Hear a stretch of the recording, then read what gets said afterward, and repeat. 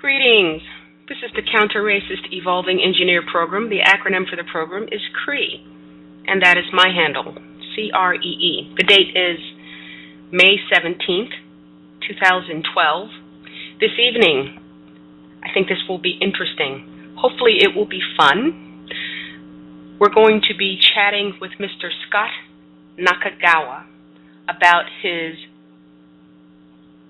blog piece, Blackness as the Fulcrum, which has been reblogged a bunch of times.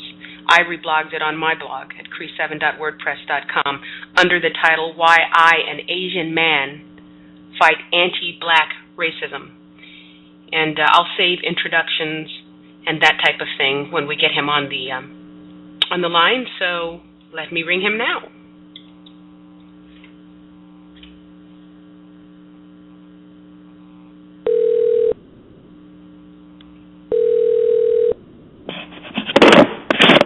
Hello? Greetings, Mr. Nakagawa. Hello. How are you? I am well, and you are, sir? How are you doing? I am very well. Thanks for having me on. Thank you for agreeing to join us.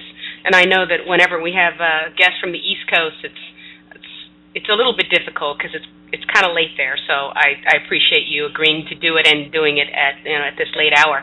I think the first thing is just what probably has been expressed to you a lot since you posted that piece on your blog is thanks for putting that out there. I think you know the value of you doing that, just raising the general issue, given that you're not classified as black generally. So thank you so much for doing that. Oh, thank you. I appreciate the support. Okay. I think before we get started talking about your piece, because I think that should just be the centerpiece of the conversation, there's a lot to talk about. I would like the listeners to know what informs your point of view. I know that you work with a think tank, and it's called Change Lab. In fact, you're a senior partner there, but I'm not sure what that means, and I'm not sure what else you think the listeners should know about you to understand just generally what informs your point of view. So could you help us out? Sure. Change Lab is a think tank, as you said. It's a grassroots racial justice think tank. It's just a startup. We just started 2 years ago, my partner and I. And, we have been exploring issues of race, and particularly how issues of race play out in Asian American communities.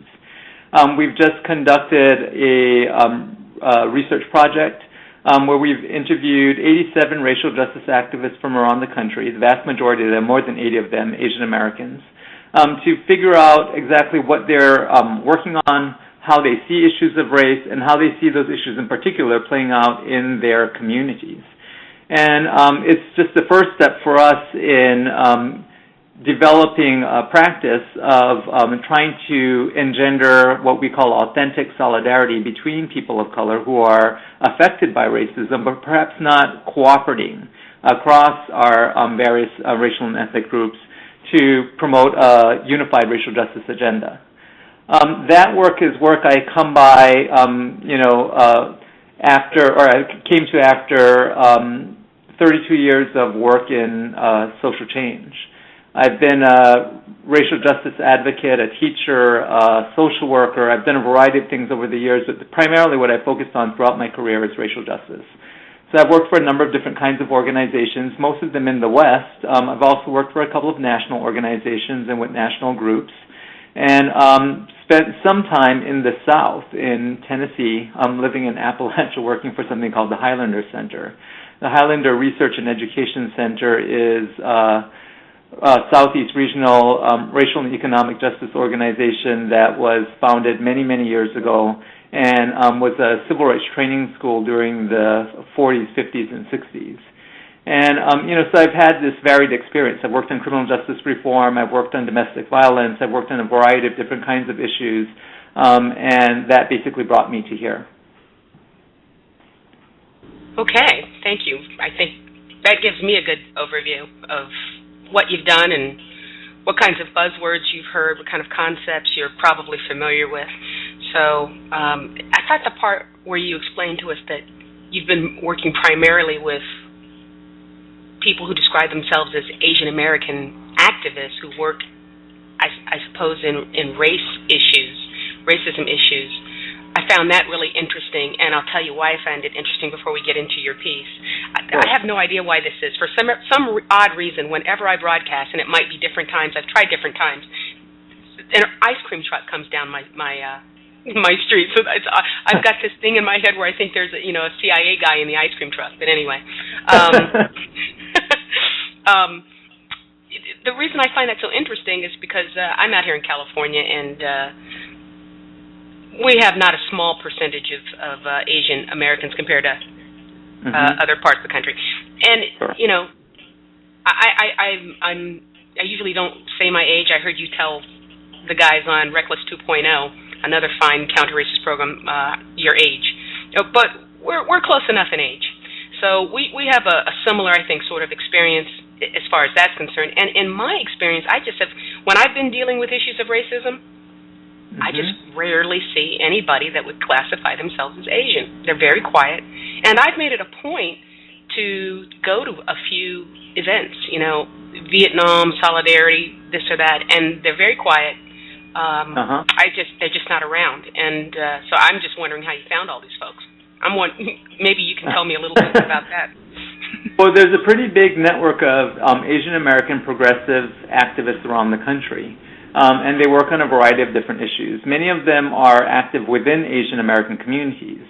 So they're organizing low-wage Asian American workers or working on issues of bullying or other forms of discrimination that are faced especially by Asian Americans. But, many of the people that we interviewed are, actually working in multiracial communities on issues like criminal justice reform or civil rights in general. Many activists involved in environmental justice or healthcare, labor organizing, and humane immigration policy, among many, many other kinds of issues. And so, I think that Asian Americans are around. I do think that they tend to be somewhat more quiet. And I also think that while there are many leaders involved in different kinds of organizations, the feedback that we got from them is that they do struggle with issues of race and racism in terms of the communities that they're attempting to organize. And I think that is a challenge that is not particular to Asian Americans, but certainly I think tends to isolate Asian Americans in the racial justice field. Okay, so we do have similar experience. If you don't mind, I'd like to get right into your piece. The first 5 paragraphs I thought would probably be enough for this conversation. Not that we won't get to other parts of it, but I've tried to deal rigorously with these ideas for a couple of years, and they seem to be centered in your first 5 paragraphs. So if it's okay, I may not give it the exact sort of intonation that you would have if you were reading it, but may I? Sure, yes, please. Okay. Again, the title of the piece, as he originally titled it, is Blackness is the Fulcrum. I'm often asked why I focus so much more on anti-black racism than on Asians over the years.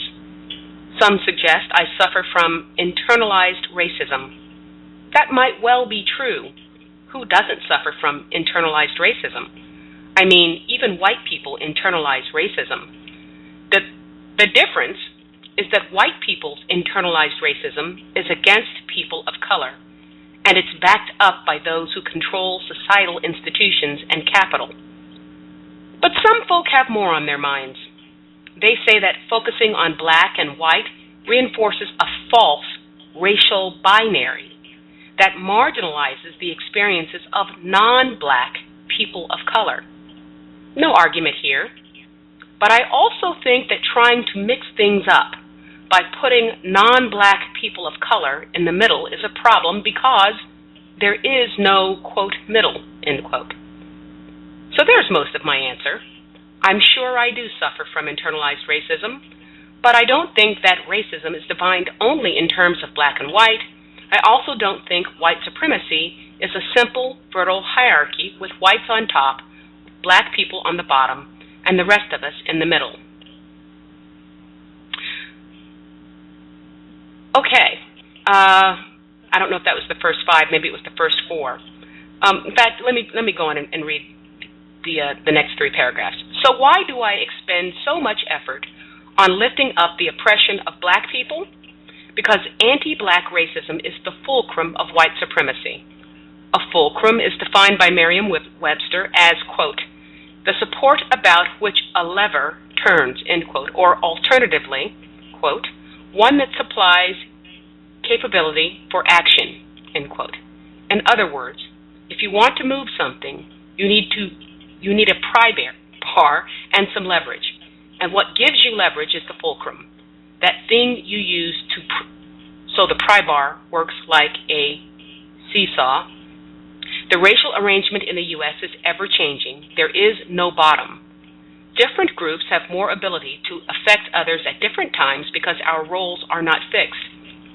But while there is no bottom, there is something like a binary in that white people exist on one side of these dynamics, the side with force and intention. The way they mostly assert that force and intention is through the fulcrum of anti-black racism. Okay, that's as far through as I wanted to read.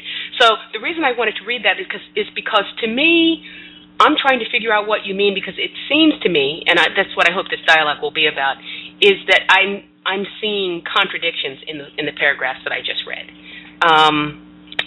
I agree with one side of what appears to be contradictions and not the other side. That is to say that I do think that there's a bottom, and I do think it's fixed, and I do think it's black people. And I agree when you say there is no middle. So, and I believe that it is binary. And you seem to say that everything that I've just said in those paragraphs I just read, but you also seem to be saying the opposite of that in those paragraphs I just read. So maybe we can take it one at a time. Well, part of the reason I wrote the piece is because in the work that I do with organizations, many of them community-based organizations working on issues of concern to various different groups of people of color, there's a kind of constant debate about this racial hierarchy. Who's on top, who's on the middle, who's on the bottom. And there may well be a bottom, but I think that the point I was trying to make is that in some ways, it's less important who's on the bottom than what's most strategic for us to be focused on. And I think that if you look at the way that public policy in America has worked since the beginning, if you understand, some of the ways in which our economy was developed, in all of those aspects of life that are the kind of ways that our current day social relations are organized, anti-black racism has played a consistent and very powerful role. And for that reason, I think that Asian Americans liberating themselves from racism will require us to reconcile ourselves to that idea, that we have to look beyond our own experience and see that the fulcrum of white supremacy, the thing that gives white supremacy leverage, is anti-black racism. It is the thing that most drives social policy in the United States and has for a very long time now. I tend to think of it as being a situation in which there is no genuine bottom, because I think, for one thing, we need to look beyond the borders of the United States if we're thinking about how oppression functions. And then things get very complex. I also think that we need to count the experience of Native Americans, for example, who, so many nations were subject to genocide, have now been so terribly marginalized, are treated like conquered nations, and are forced to live on the poorest land on reservations around the country. For a while as a funder, I worked for a couple of foundations, one of them the Social Justice Fund based in Seattle, that made grants to organizations that were trying to win racial equity.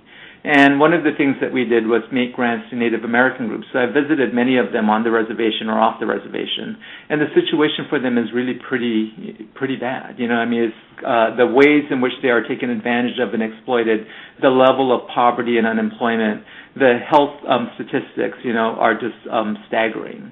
And the legal avenues for them to address the situation that they're in are almost not at all available. And so, water rights and land rights and mineral rights are being stolen from them all of the time. And so, I see these things and I think, well, in like some people joke about it and call it the oppression Olympics.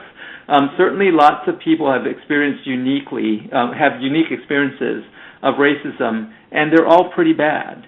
But, I do think I understand where you're going here, because I think that there is a color line in the United States, and that color line certainly is one that has black people on the other side. And I think that other people of color are frequently on the wrong side of that color line. And, whether by intent or by accident or through manipulation, I think we often find ourselves either being manipulated as stereotypes on that other side of the color line, or occasionally find ourselves just in the wrong place.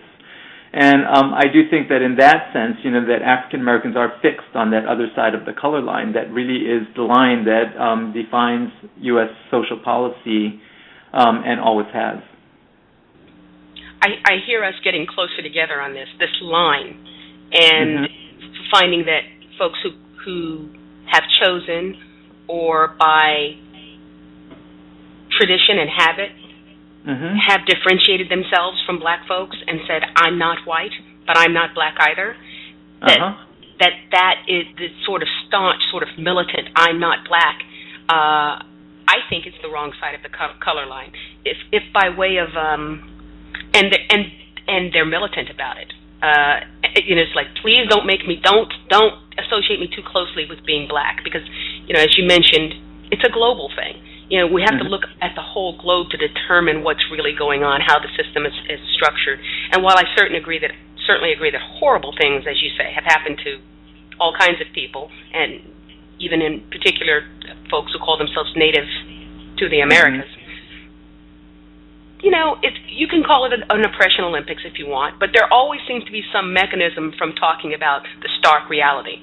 There's so that you can call it oppression Olympics, so that we don't have to deal with the fact that black folks really are at the bottom. Or we can call it when black folks are together and talking about colorism, the mechanism that's used to not talk about that is say that, well, that's Willie Lynch, that's in squabbling. Let's have unity. Let's not have light skin against dark skin. Or when we're talking about gender issues, it's, well, we all just need to be together. Males need females. Females don't need males, and we shouldn't be arguing with one another. And all those things are true, but they seem to me to be mechanisms to keep from talking about the stark reality. And I think the stark global reality is that black folks are on the bottom, because for instance, as bad as Native Americans have it, if they were to move off the reservation, they would have an entirely different experience than black folks would out here. We were never even given that.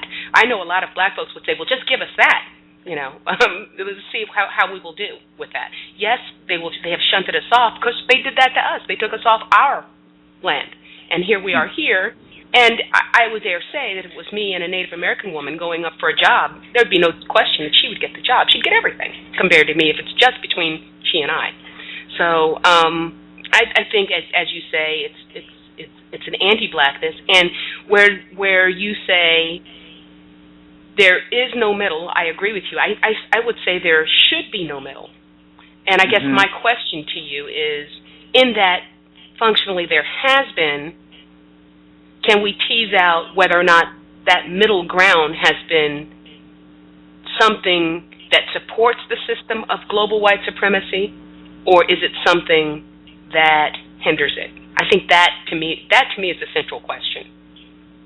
Well, I think there's a lot of manipulation, and that there definitely is, as there was in the very beginning when the whole system of white supremacy was established, a kind of racial bribe that's occasionally extended to different groups of people. I see that happening in this whole debate about good immigrants versus bad immigrants. And I certainly see it in the, discussion of Asian Americans as model minorities, which I think is a stereotype which actually doesn't bear out to be true when you actually look at the statistics. When you break down, disaggregate, in the Asian American community nowadays, disaggregation is sort of the desegregation of this age. It's trying to get people to see Asian Americans as their separate ethnic groups. Because when you start to break them down, you see that certain Asian ethnic groups are horribly oppressed, in terms of the kind of, the amount of wealth they have, their family incomes and per capita incomes, that they're actually quite impoverished. And so, I think that the model minority myth is a pretty manipulated idea, but it is one that is appealing. When something like that is put out before you, it's a really easy thing to bite on, because it basically is exceptionalizing Asians and saying that somehow we are, because of being quiet and docile and cooperative and very hardworking and patriotic, have been able to be very, very successful. And, so it kind of puts out this idea that if everybody was just quiet and cooperative and docile and hardworking, that they could be similarly successful, but for whatever reason, they choose against the, quote-unquote right way to do it. And so, I think that there's that kind of manipulation happening in that middle area all the time.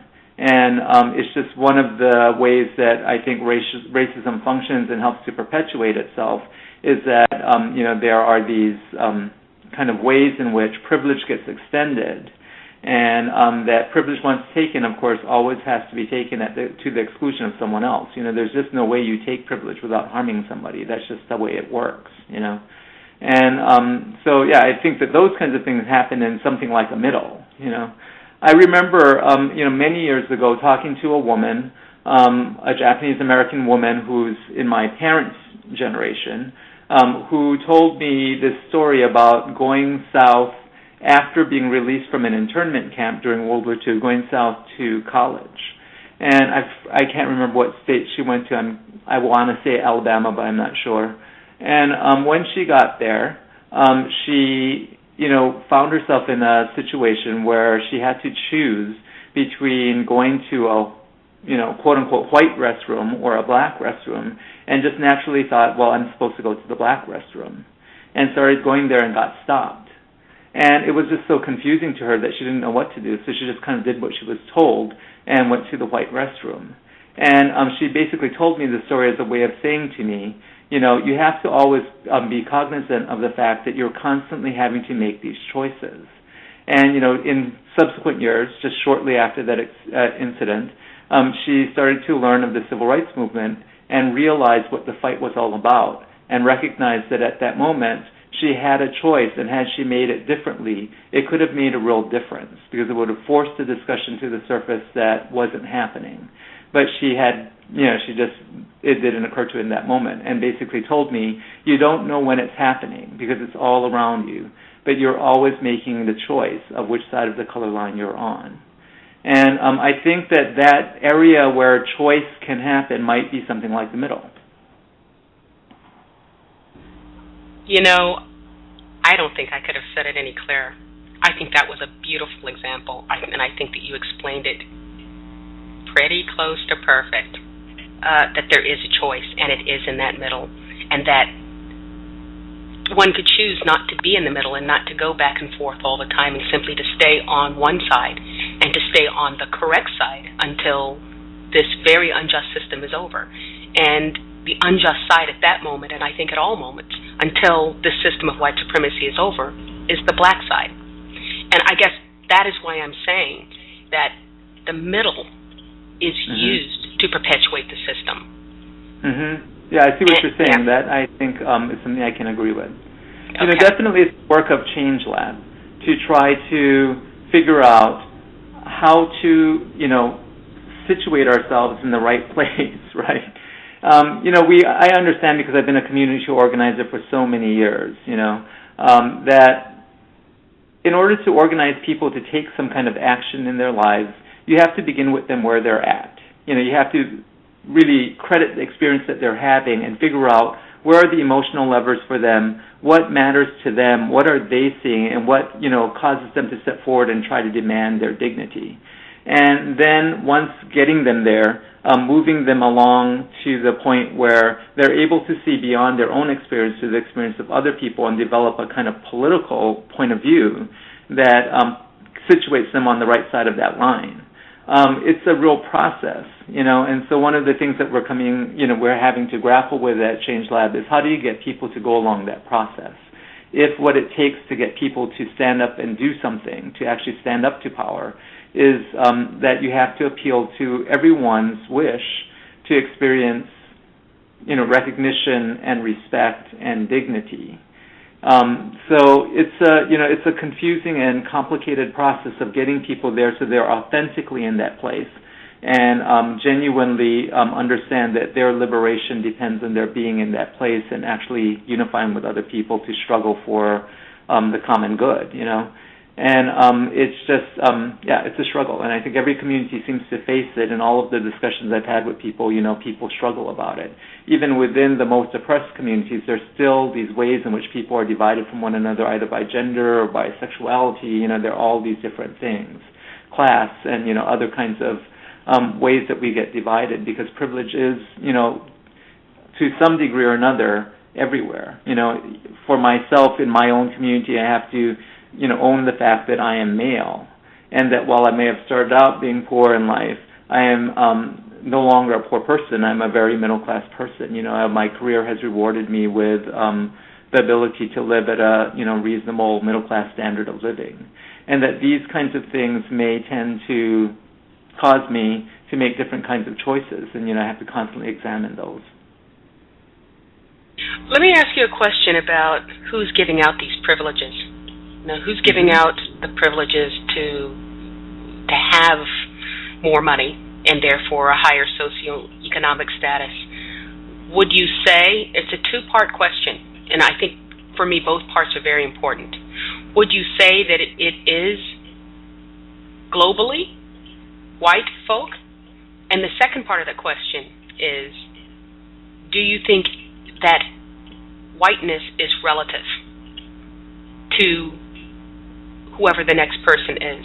Are there times in which a person, such as the lady who had to make the choice of which restroom, are there times at which someone can be white and then the next hour, the next day, the next month, or on a different continent, be not white?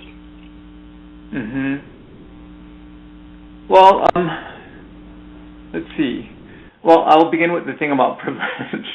When I was talking to the guys on Monday on that radio program, on Reckless 2.0, we talked about this whole, issue of privilege.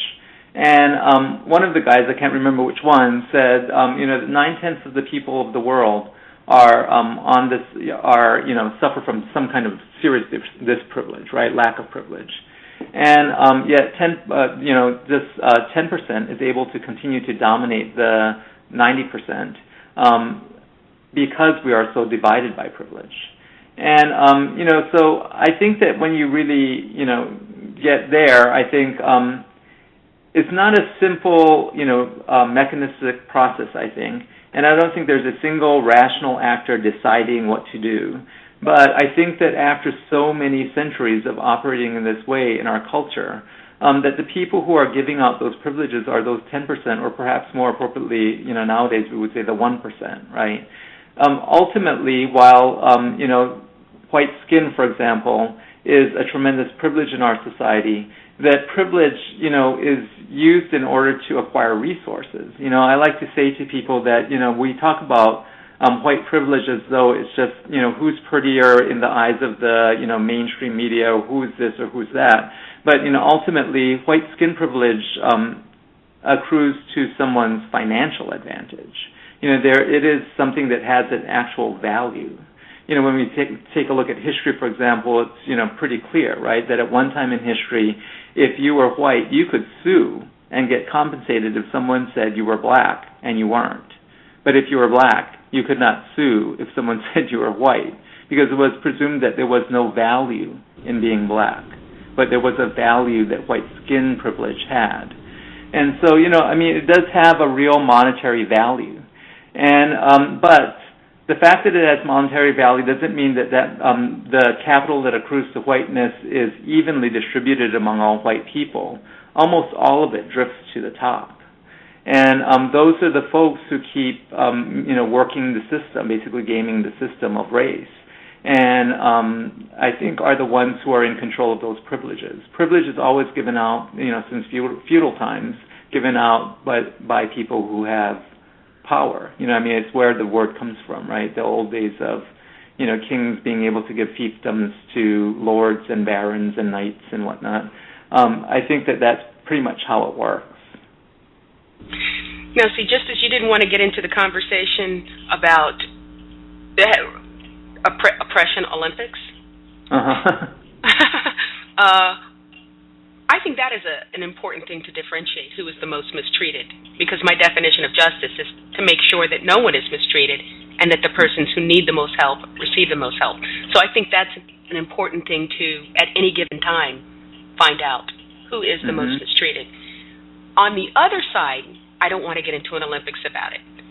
I don't want to get into an Olympics in the mafioso cartel of white supremacy as to who is a general and who's a foot soldier, because that whole cartel of people have gathered themselves together for the express purpose, and it has an order to it, and they all get in place and they make sure it works in order to oppress other people, in order to mistreat other people.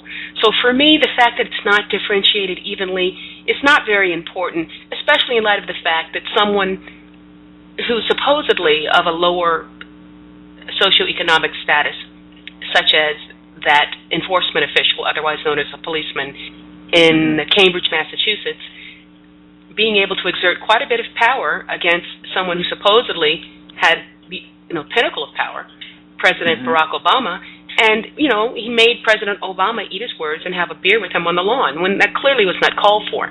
It does seem to me that the average white person, the lowest white person, has more power than... Oh, yeah, no argument here. I'm not arguing that average white person doesn't have more power. I'm just saying that the whiteness, is, the whole construct of whiteness was originally created in order to protect profits, right? It was in order to put in place a system of super exploitation of in that particular instance, black people, right? Putting in place race slavery. In order for there to be black, there has to be white, and it's one of the problems of racism in the United States is that white people have identity, and that identity is relative to this other, And so I'm not arguing that white people do not have more power. I think that they absolutely do have more power. I'm just saying that the capital that's extracted by white supremacy doesn't get evenly distributed to everyone, right? Not everyone's equally rich. So while they may have power, they don't have all of that wealth. There's still white people who live in poverty. They may still be more powerful than other people who live in poverty, but they don't have all that capital. That capital is in the hands of very few people. And so, I think that that's what gives the system of privilege so much power, and why, the system of white supremacy works so effectively. That there are people who are not perhaps at the very top of that economic hierarchy who are constantly aspiring to be. And white skin privilege is sort of the ticket. It's kind of like having this, being one of the people with a ticket in a drawing that other people can't participate in. The likelihood of your getting rich might be pretty low, but you believe you might be. You believe you can climb that ladder, because the barriers that are so apparent to other people, and I think particularly African Americans in our society, are not there for you if you're white. I agree. Program ID. This is the Counter-Racist Evolving Engineer Program, and this evening we're speaking with Mr. Scott Nakagawa, the author of a piece with a lot of buzz, Why I, an Asian Man, Fight Anti-Black Racism. It is spread out. There's some variety as to who has how much power. But I also think, getting back to this question of classifications, and as I emailed you, I said that's really what I want to discuss, because what I really hope will happen in this conversation is for us to get clear. To me, the ideal thing that would happen in this conversation is that you and I would agree that when people who are not white are at their most astute and are positioned to act in the most effective way against the global system of white supremacy, they will have a particular position. and that particular position will be that there is no middle. It's all or nothing. That is ultimately what I would hope. I mean, you know, in my greatest dreams. Now, do I realize that it's going to be difficult getting there? Of course. You know, I haven't lived all these decades not knowing that there is something to be gained by not being at the bottom, by not identifying yourself and allying yourself, and really identifying yourself at the bottom. I know that. And I know that in order to get people to eat the whole meal, you might have to get them to eat, you know, small bites at a time. And that's the work I think I hear you saying you have to do at Change Lab. Here, I'm hoping at least to get a theoretical framework so that at least people can be at some point in the not too distant future held accountable, at least in their own mind, for making choices that uphold the system by hanging on to what's called a middle position. Because to me, a middle position just means the ability to slide back and forth between relative whiteness. So that relative to someone in Germany, maybe, just depending on the circumstances, you may not be white at that moment. But relative to the African immigrants that come there in a position, depending on what the issue is, you might be put on the white team. And I'd also like to explore whether or not what is generally believed to be the reason for the anti-black sentiment that people who are Asian or people who are quote-unquote Middle Eastern or all the other people, whether or not that's true. In other words, almost everybody believes that it's because it's been fed to them by white folks. I would like to explore whether or not that's true. I would like to explore whether or not some of that isn't just native and endemic to people who are not very brown-skinned and featured the way most black people are featured. And I'm wondering if you've given any thought to that. Have you given any? I mean, in your quiet conversations, have you ever discussed the history of the fetishizing of very light skin before white folks seem to have made it on the spot, say in China or Japan? I think that is something that is different from culture to culture. There is a thing that people refer to it as colorism, or at least they do in my experience is that many people in the South Asian community, for example, people from India and other parts of South Asia, use that term colorism. And colorism, basically, is in part at least the basis of a caste system in India. And so I think that there always has been some things in some cultures around skin color, but I don't think that it's universally true, or at least that's not it's not verified by anything I've ever encountered, read, talked about with people. I think that there is a very, very long history of colonialism and European colonialism, and then in the age of American empire, primarily American colonialism. And I know that has had a really profound impact on at least the communities I can speak to, which are Asian communities around the globe. So that, for instance, in many Asian countries, say take Vietnam for example, there's this very, very long history of colonialism. The French, and then during the years of the Vietnam War, the presence of the American military there, when you have that happening, people bring their ideas. When people are under the thumb of white supremacy in that way, they are subjected to cultural imperialism, not just economic and political imperialism. So the ideas of their oppressors get transmitted to the people.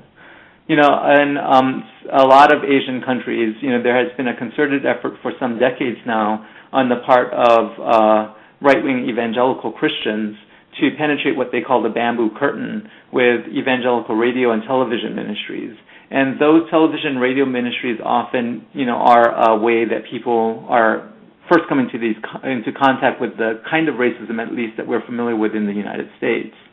And then there's American television, which is a really, it is a problem. And in talking to people in Asian communities, we have been told, over and over again, that these are big factors. They talk about how, for example, with the television, with TV, that in some countries, it's the only contact or only way that people have any knowledge of African Americans is through American television. And if that were the only way you had that information or contact, you could imagine what you might think, because American television presents Black people in such a negative light so much of the time. And even when there is, positive portrayals of Black people, it's pretty two-dimensional, one-dimensional, It's not a really full picture.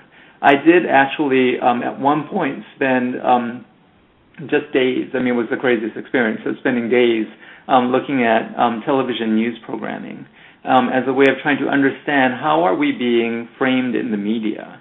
And so I watched Fox and I watched MSNBC lineup and I watched CNN, and in the end I really focused most of my research on the MSNBC end, because at least there was a discussion, right? And what I found was if you put 24 hours of television programming on the MSNBC lineup back to back, and it's supposed to be our liberal alternative, right? That Asian Americans were almost never mentioned, though this was during the Jeremy Lin craze, and so there was some mention of that. Latinos were almost never mentioned, which really surprised me because of the debate around immigration.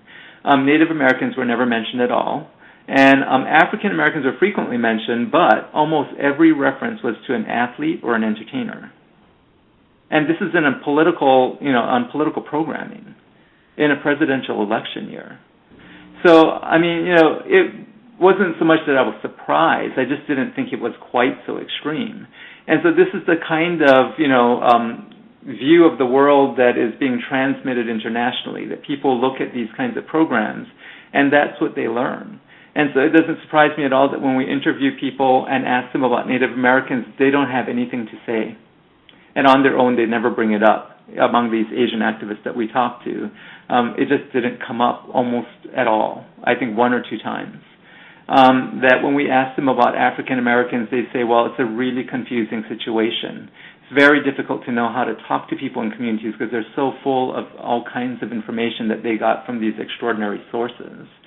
And then, that on a variety of other issues, they just don't know anything because they've never been told anything about it. It reminds me a lot of when I was a young boy growing up in Hawaii.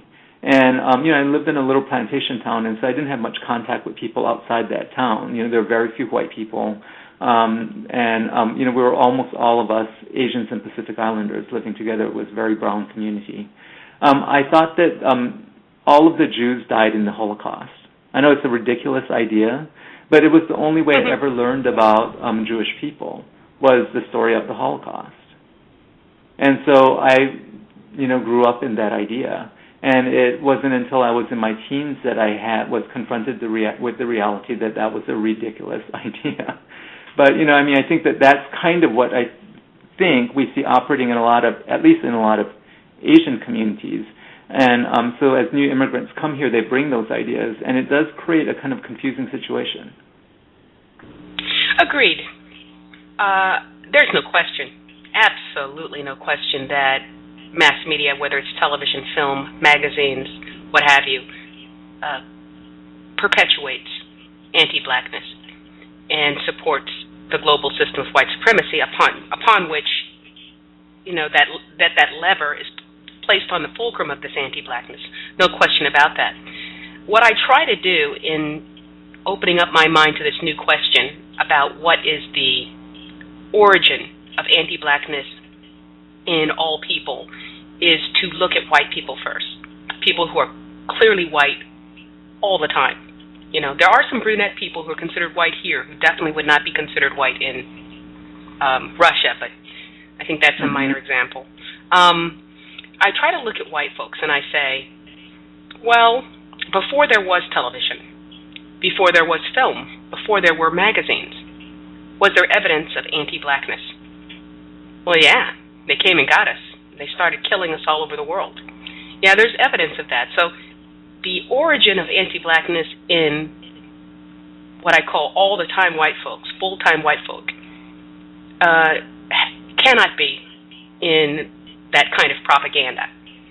And the origin of it, in my view, cannot be really economic either, because before the current economic apparatus was set up, there was a lot of anti-Blackness.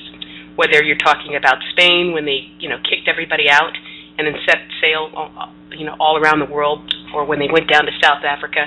They've just been at it for a very long time. It appears to be, and I don't know how much thought you've given to this. It appears to be sexual in nature. That seems to be where the rubber meets the road. And I'm not an advocate for white folks and black folks jumping in bed. I think that's the absolute worst thing to do. But the fear ultimately seems to be sexual. And interestingly to me, when I look at modern examples of where that fear seems to be in East Asians, it also seems to be sexual. And I'm wondering if you've given any thought to that. I have to admit that I haven't. I'm not sure I understand the whole complexity of it, It hasn't come up for us in the discussions we've had with people that are, in the community. But I'm not saying it's not there. It's just this is a new idea to me. I mean, I understand that, black people are sexualized in a certain kind of way, and that there is a way in which black bodies have been sexualized and politicized. And I think that part of the ways in which, our ideas have been manipulated around race rely on those tropes. But I'm not sure, how it plays out in terms of the fears that Asian Americans feel about black people, That I'm not sure about. Okay. I would like to know more about, can we talk about this again? Can we talk about not so much Asian Americans, but can we talk about the colorism issue? It's all of it. Wherever Asians are, there is this colorism. I've gone on discussion boards and seen this fighting back and forth where people are saying, no, I'm not Malaysian, I'm not Indonesian, no, boy, they're about like black people, they're the niggers of Asia, no, I'm this or that. So I have definitely come into contact with the colorism. And I'm wondering just how prevalent that is. Say, for instance, was there a time in which the people on Okinawa were thought of as lesser because they tended to be darker skinned? I'm not sure if they were, but for some reason I'm of that impression. And I'm wondering why the Japanese were so enthusiastic during World War II about going and slaughtering all of the people so many people in the Pacific Islands, and a lot of those people would have been classified as quote-unquote Negroid.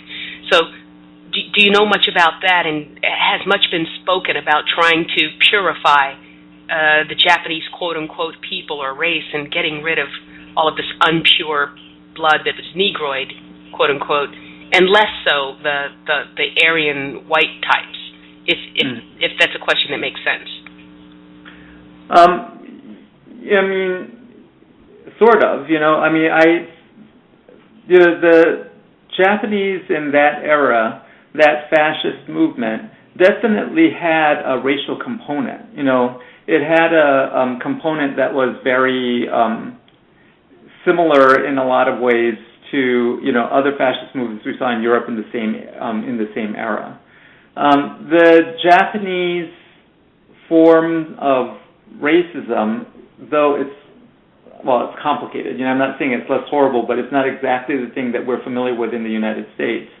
I think is less about color than it is about culture, if you follow me. That Japanese fascism was based on this notion that Japanese culture was the superior culture. And so the Japanese, colonized Korea and China and treated people horribly. And as they tried to expand throughout the Pacific, encountered the Philippines and other places throughout the Pacific and treated people horribly. And I'm not saying it wasn't one of the things that motivated that drive, because I don't know enough about it to say that it wasn't. But I tend to think that the idea of colorism in Asia is a little bit different than the idea about colorism in the United States, and it's a little bit different, in different cultural contexts, having to do with sort of different histories and just different ways in which people see the world.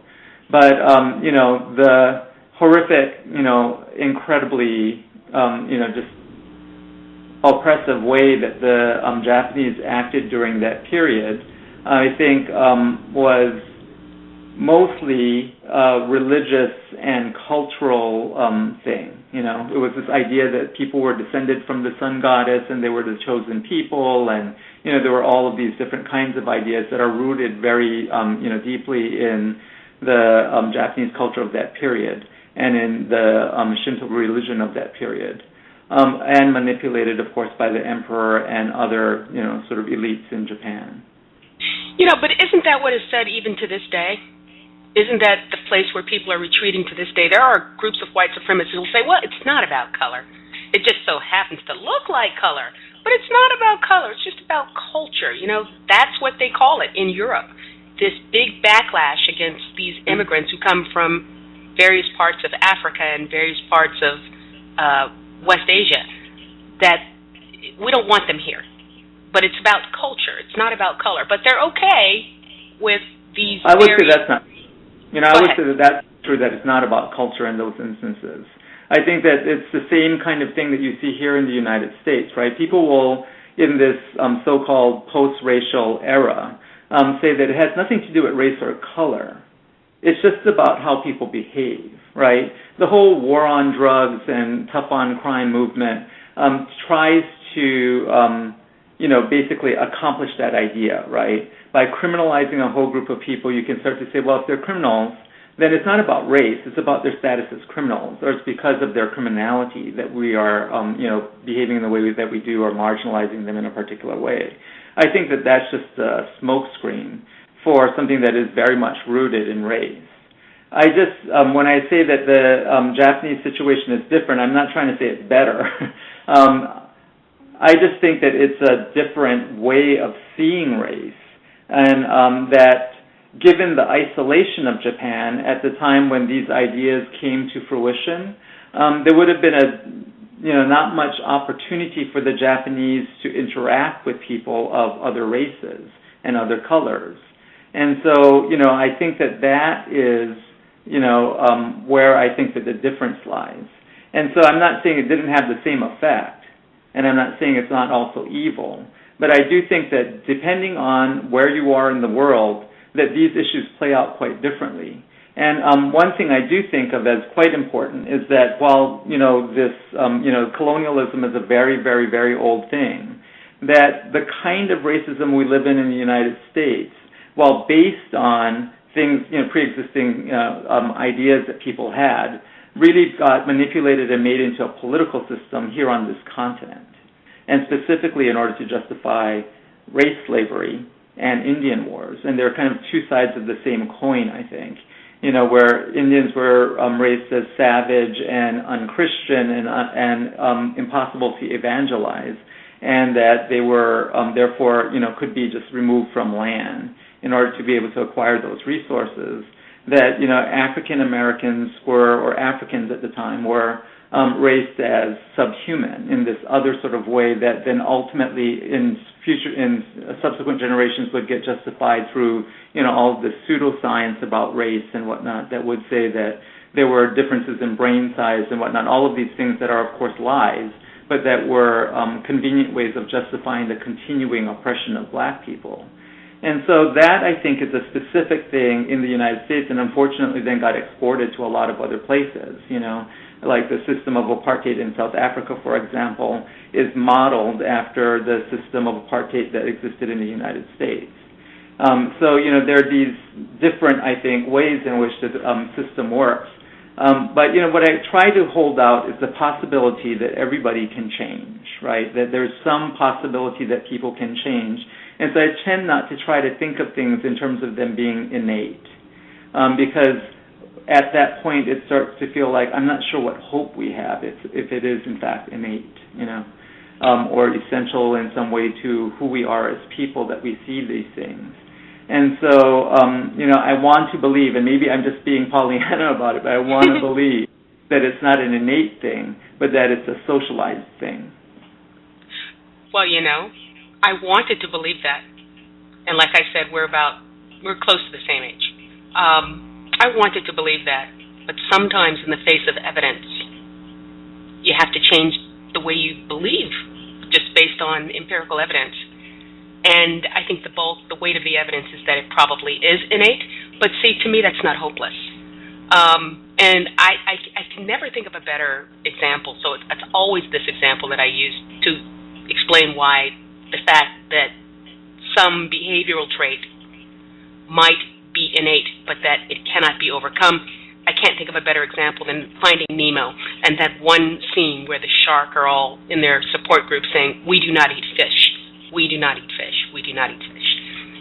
I think it's possible to recognize that you have a predisposition to be a certain way, but that it is in everyone's best interest. Hopefully, your broadened self-interest to check that innate predisposition. And I think that also the scientific evidence is that over time, behavior can change genetics.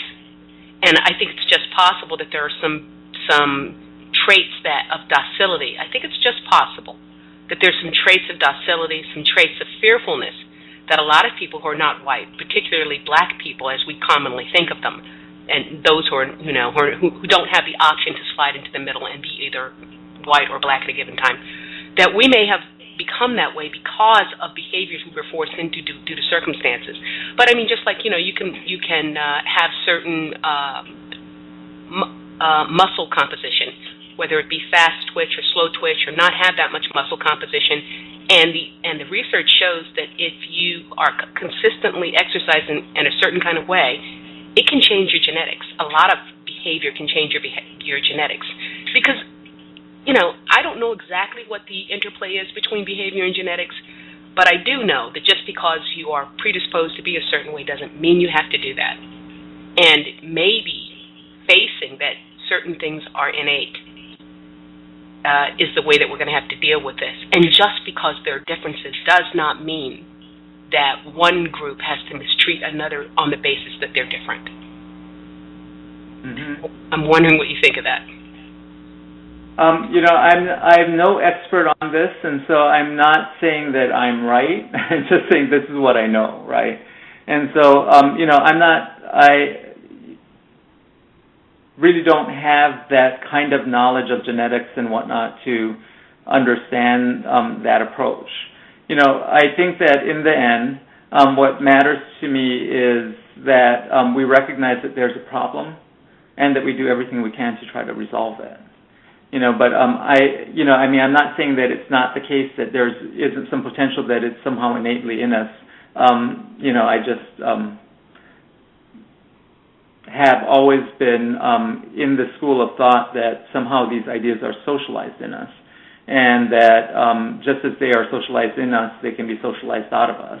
And so, it's just where I've come from. It's, what I've been exposed to. So, what you're saying is actually really provocative, and it's something I'd like to learn more about. Well, thank you for that. Let's switch tracks a little bit. And then I want to let the listeners know in about 15 minutes, I want to start taking calls. The number to call here is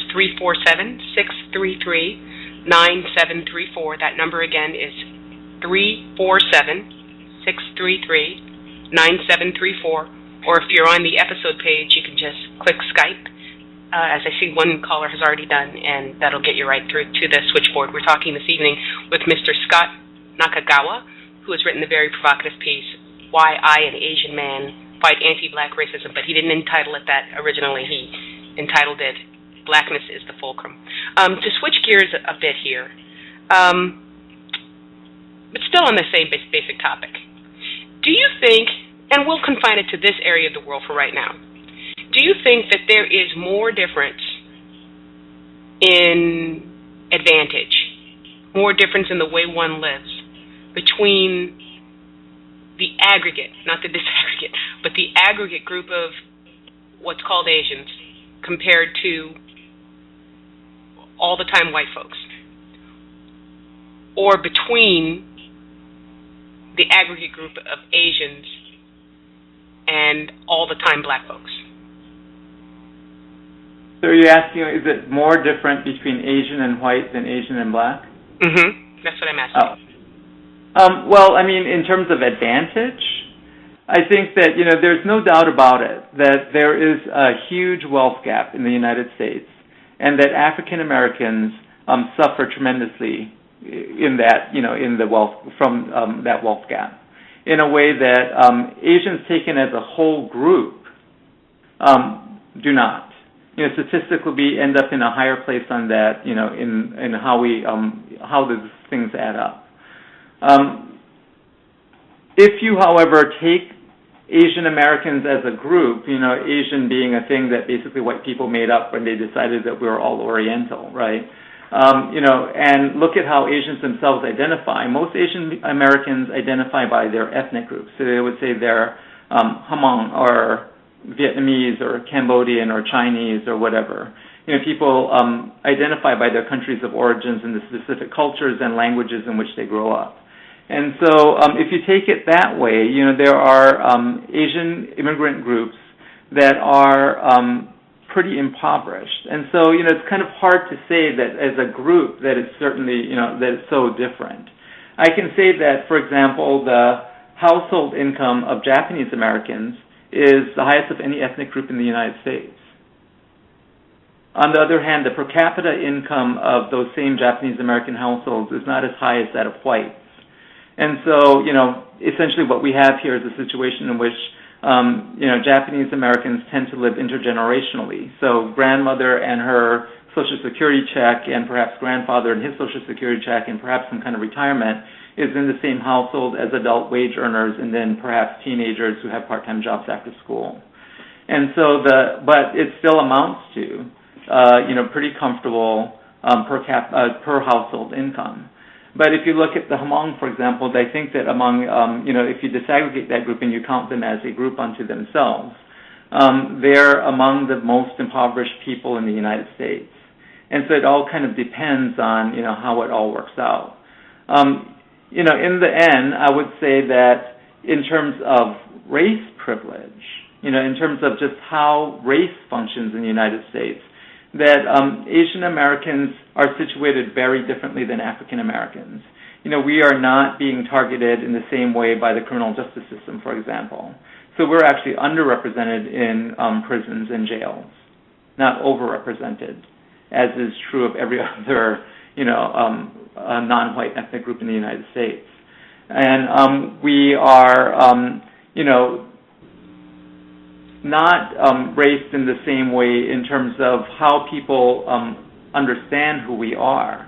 And so while we're subjected to this, sort of forever foreigner kind of prejudice, this xenophobic prejudice, we're not subject to the same kind of prejudices that, that tend to, in the white mind, criminalize African Americans.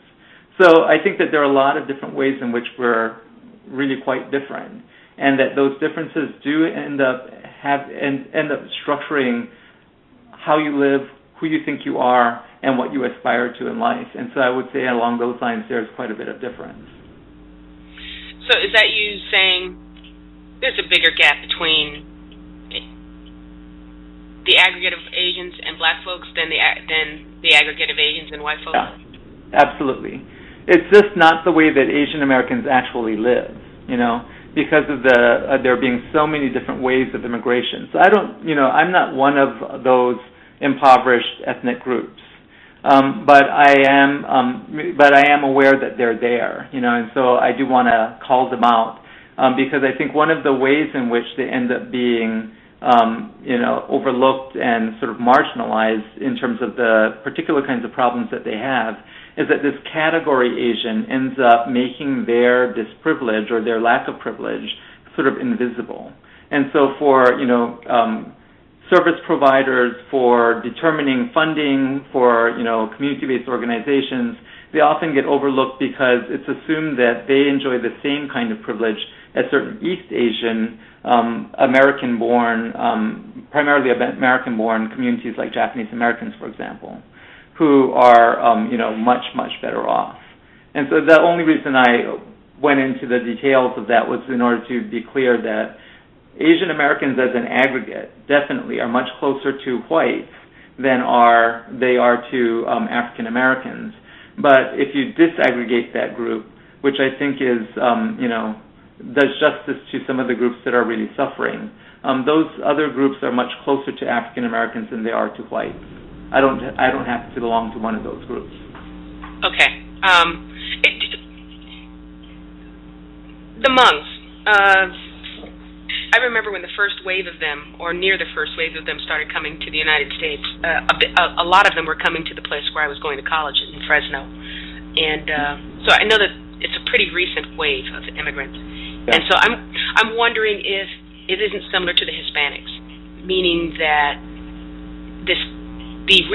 how recent the immigration is, and the lack of facility with the language and the learning the ways of white folk over here in this part of the world has more to do with their poverty than their ethnicity per se, or the way they look per se, that after they've been here a couple, 3 generations and can blend in better, they will be immeasurably better, or that gap will be just as big between them and black folks as, say, it is between Japanese Americans and black folks. Do you think that's true?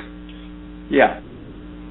I think that there's, that it really is about how people came to this country, whether as war refugees or, as contract laborers, or, there are a variety of different ways that Asian Americans ended up coming to the United States. And depending on when you came, and depending on who you were when you came, and what U.S. policy looked like at that time, things could have worked out really differently for you. And that generally speaking, Asian Americans who are newer immigrants don't identify as Asian Americans. They identify, for example, as Hmong, right? And so, I think it is important to call out the differences between those groups, because it is one of the ways that, white supremacy can play this game, right? This model minority myth and whatnot that they like to play with in order to justify being really horrible, essentially to black people, is to say, well, if one group of people can make it, then other groups can't, is a way of justifying racism. And so I think by calling out the existence of groups like the Hmong, the Vietnamese, the Cambodians, the Laotians, it starts to sort of put the lie to that myth and force people to see the community in a much more complex way, and perhaps start to see that it's not about a cultural superiority that has allowed, for example, Japanese Americans to be able to ascend the economic ladder in the way that they have, but really historical accidents and the manipulation of the system of white supremacy that we live in. I think I've heard, but I know that if I haven't already heard, I'm sure I can go Google somebody of Pat Buchanan's ilk, Fox News type ilk, that'll say, well, is that really true? If we were to compare generations, if we were to compare how long people have been in this part of the world, we'd find out that black people really are still at the bottom. It really isn't about, and many of them, some of the most strident, overt races, that go even beyond Pat Buchanan, will go and make a genetic argument. They will absolutely make a genetic argument. They will make an IQ argument. They will say, year for year, for tendency in this part of the world, black folks just can't keep up. How would you reply to that? Well, it's a difficult thing to reply to because it's just not true, right? I would reply to that by saying it's a lie, that the science that all of that is based on is a lie, that it's manipulated, that it is outdated, and even when it was in vogue, that it was still based on a set of lies. And, the measures of intelligence and all of these things that that racialist science uses are not really what determines whether a person is intelligent or not intelligent, and they're also at the same time just not true. You know what I mean? So it's like two things simultaneously. And so, I mean, you're absolutely right that I'm not sure if Pat Buchanan nowadays is saying these things as overtly as he might once have, but he certainly is of that school of thought, right? And, you think about conservatives in general, I mean, there is a foundation of racism that their politics rests upon. And that foundation of racism has embedded in it all of these kinds of pseudoscientific ideas. When you think about, for example, communications organ of the conservative movement like the National Review, it was founded by a man who was an overt white supremacist. I mean, he was straight up a white supremacist. And so, when we see things nowadays like John Derbyshire, for example, getting kicked out of there for saying overtly racist things, or, all of this sort of defense on their part of their, not being racist, publication, the roots of it are in racism. And the newspaper was created in the first place in order to be able to support a conservative agenda that has always relied upon racism for its power. So, these things just, they don't ring true at all. They, in fact, are, pretty thinly veiled attempts to try to manipulate people into a justification of the kinds of things that we see around us that are just simply unjust and wrong. There's I wish I had looked it up because I brought it up on the show I was on Monday, but, I think it's Derek Bell, someone I've read a lot but not recently, who said that slavery was an attempt on the part of white people to completely dehumanize black people, and that failed and had the opposite effect.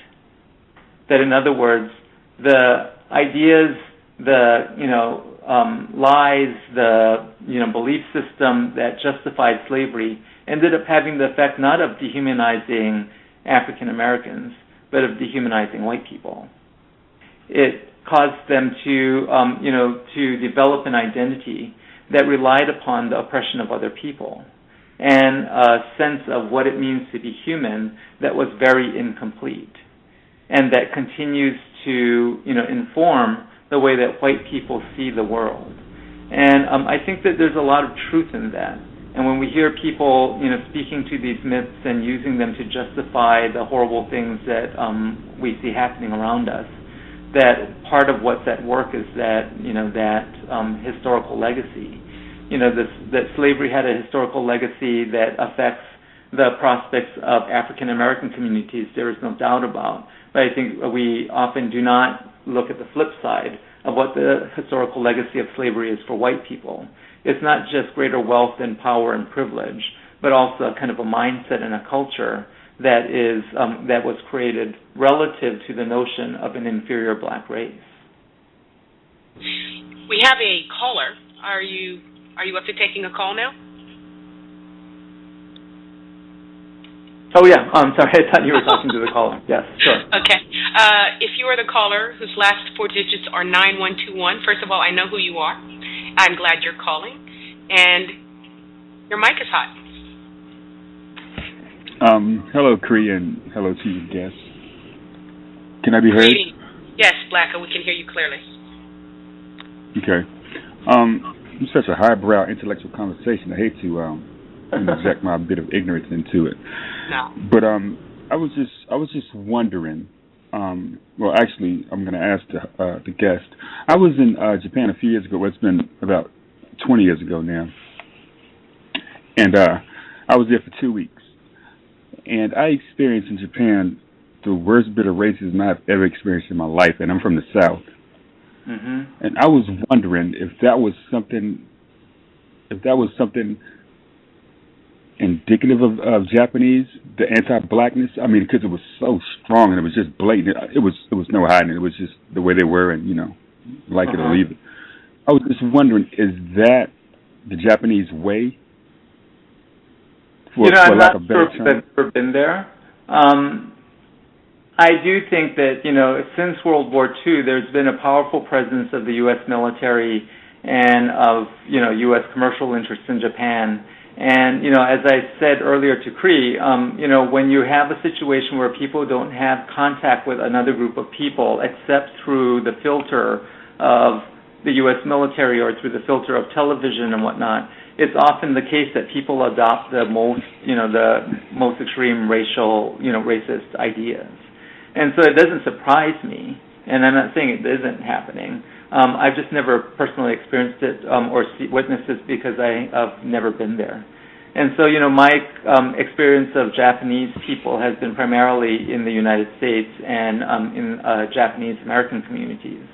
And in Japanese American communities, I haven't experienced or witnessed an extraordinary amount of racism, but it all depends, again, on where people are, because in Hawaii, I would say that the Japanese Americans among whom I lived were, as many other groups in Hawaii, full of all sorts of racist ideas about African Americans. And again, because there are very few African Americans in Hawaii who aren't in the military. I remember when I was a young boy just being surrounded by these ideas about both black and white people being difficult, and, it was just a lot of, this sort of odd prejudice that I, could never really quite understand. Like, I never understood exactly where it came from, because the particular community I lived in, there just were no white people, there were very few of them. But we had these really powerful ideas about white people, and were terribly distrustful of them. And we, made this distinction. If you were born in Hawaii, then you were okay if you were any color but white. But certainly, African Americans from the mainland were also distrusted. But the primary contact people had with black and white people were through the military. And so, I remember that, my parents, for example, had these ideas about African Americans because they were only ever in contact with people on military payday who had been confined on a barracks for, a couple of weeks, who were on the barracks living in poverty, and then are given their checks and released to go into the community. And so you see people sort of as though they're on spring break. And they thought that's how they are all the time. That's how those white and black people are all the time. And, it was just, a thing that they believed, and it was something that they would talk about. And it really took my parents finally ascending to the point where they were not laborers and had contact with people outside of very specific situations in the plantation community I lived in, for them to start to change their minds about these things, because they started to have contact with a diverse array of different kinds of people, and in their situations, So it wouldn't surprise me at all, if that's the case in Japan. I'm not sure exactly if I can say where it comes from, but I'm sorry it happened. And one other thing, I would agree with the isolationist idea of them not having any kind of exposure to outside cultures, but that's just not the case, because the Japanese copy all. I would say for the younger people anyway, they copy all that they do as far as culture-wise. They copy it from black people in America, as far as dreadlocks, canon, music, clothes, everything. It's all copied, but they want to have nothing to do with us as people. Yeah, see, all of these things I don't know about, so that is a surprise to me. Yeah, that's something. Okay. All right. I've never been to Japan, so I haven't witnessed those things. But, I do think that there is this powerful desire on the part of the Japanese ever since World War II to be like Americans, right? And I think that the world over people think of Americans as white Americans for the most part, right? And so I think for generations they internalized those ideas, I'm guessing. And that probably more recently this wave of, sort of visibility of African Americans in media that they're consuming may be something that they're trying to emulate, and probably, and I wouldn't be surprised at all, if not in the most incredibly clumsy and racist ways. It wouldn't surprise me. On that, even in the most ancient times, have you heard the saying that in Japanese culture they say, every fierce samurai must have a bit of black blood, and this sense that the dark hue of many Buddha figures, the bluish hue, and the tightly coiled hair actually comes from contact with black folks, the way we think of them here, Africoid people.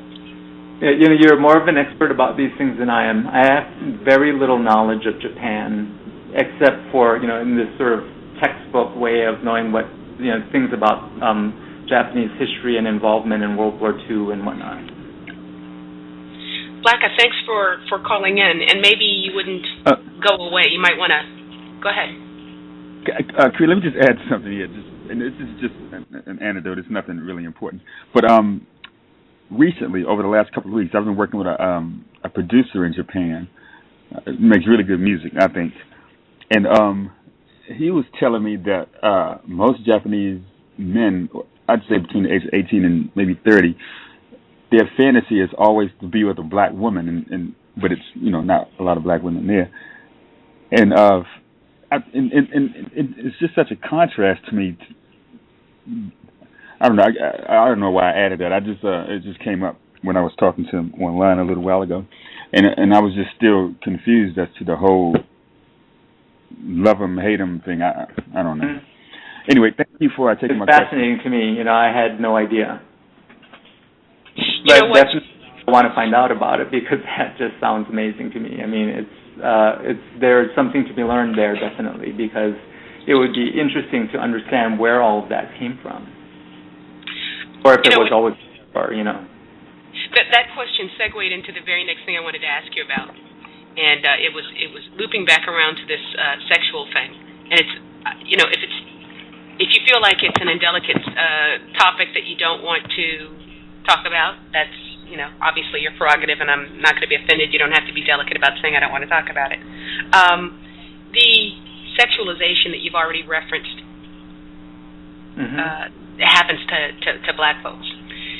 I heard you talking to the guys on Reckless 2.0, and by the way, I encourage the listeners to go and listen to Mr. Nakagawa being interviewed at Reckless 2.0 right here on Blog Talk Radio. But I heard you talk about also the sexualization. Sort of the converse of that is the sexualization of Asian females. And so we pretty much know about that. The Mandingo complex of course, black males, and I'm not sure what it is exactly. The coy, extremely submissive sexualization, almost really. Fetishizing Asian females as almost little girls. It's almost got a pedophilic kind of feeling to it. Yeah. And that's not something I don't think that I've ever heard anybody say on the air. But it doesn't mean it's not being said. I just haven't heard it. But I'm wondering if the sort of sexual invisibility that Asian males have, and I'd like to say that black females have sexual invisibility, but we don't. We have romantic invisibility, not sexual invisibility. But the sexual invisibility of Asian males, to the extent that you want to, could you talk about how you think that may be connected to the fact that Asian males are not targeted by enforcement officials in the very criminal, supposedly, justice system? Meaning that because there is this idea out there that Asian females are more feminine than other females, and just like there's this idea that black males are more masculine than other males. But the converse, of course, is that Asian males being invisible are invisible because they're thought of as less masculine. And if they're thought of as less masculine, could that be the reason that they are not thought of as a threat and therefore not targeted, not hurt by enforcement officials? I definitely think that that's probably part of it. That there is no stereotype of the predatory Asian male. That Asian men tend to be emasculated in the way that we're stereotyped in this culture, right? And I think that it's likely that it has something to do with it. When I worked in criminal justice reform, it was really apparent to me that there was an underrepresentation relative to our, presence in the population in general. There was an underrepresentation of Asians in general and Asian males in particular in the prison system. And I, always sort of wondered exactly what that was about. And, it's a little confusing to me. I do know that, Asians are represented to some degree in detention centers. In terms of, if you have a past criminal offense and you are not a U.S.-born citizen, you may be subject to deportation. And so there's a small group of Asian men, particularly Southeast Asian men, who end up in that system. And, so there's some contact with the criminal justice system at that end, but not state prisons for sure, and not federal prisons, or the sort of federal prisons we think about when we talk about our federal penitentiary system. And that could be part of it.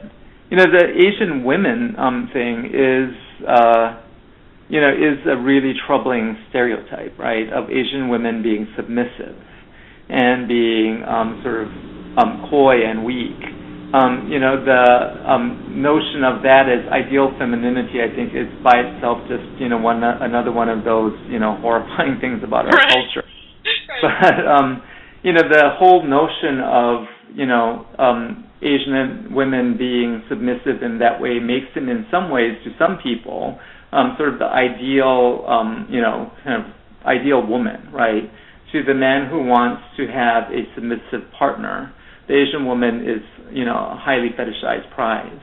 And it does contribute to a lot of, human trafficking and all these mail-order bride sites and whatnot, where highly exploited countries, and particularly countries that are destabilized by war, many women in those cultures end up being caught up in those systems because they are, viewed in a certain kind of way particularly by white men.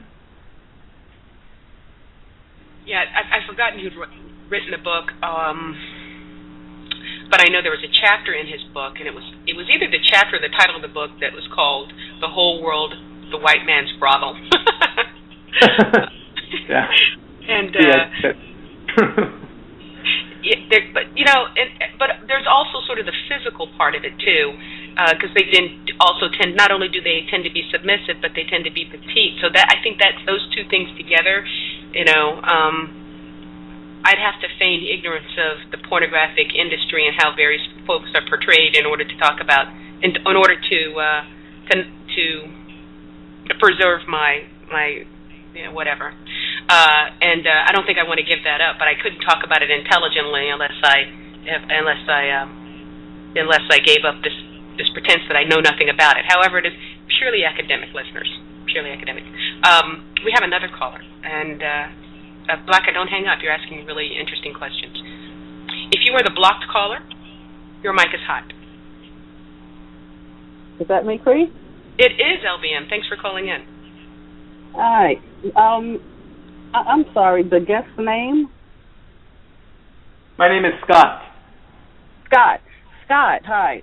Listen, hi. I have two questions I would like to put out there, and I'm going to get off the line and listen because I'm doing some things while I'm listening. The first question is, I had a Chinese coworker years ago, and she was saying to me that her parents would prefer for her to marry a Caucasian person or a white person rather than a Japanese person. So my question to you is specifically between Chinese and Japanese. So what are the dynamics at work there? And my second question, if you can get to this at some point later on in the discussion, is can you speak a little bit about skin bleaching among Asians?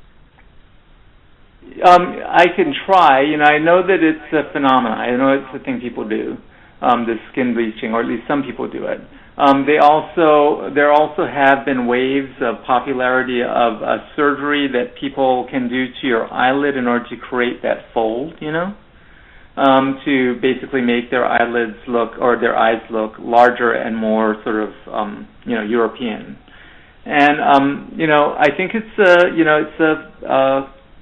I won't say it's a widespread thing. I think it's much more of a thing in Asia than it is in the United States, but I do know it happens.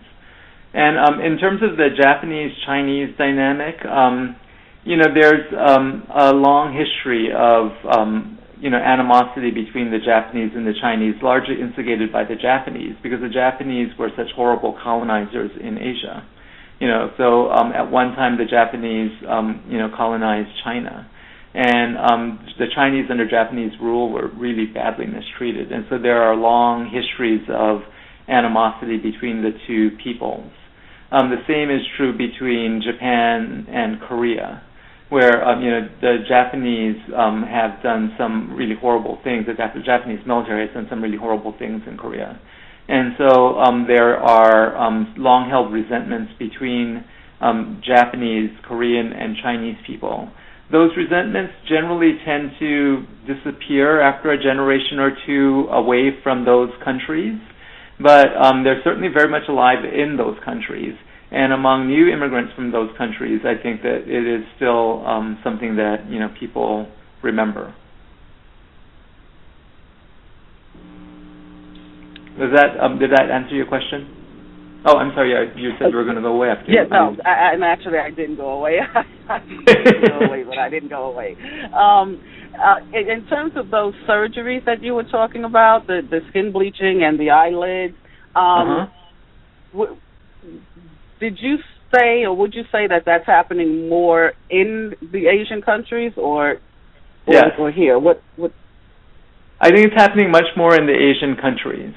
It was for a while very popular. I'm not sure if it still is, but I imagine it probably is in China. And it has been popular in waves in Japan.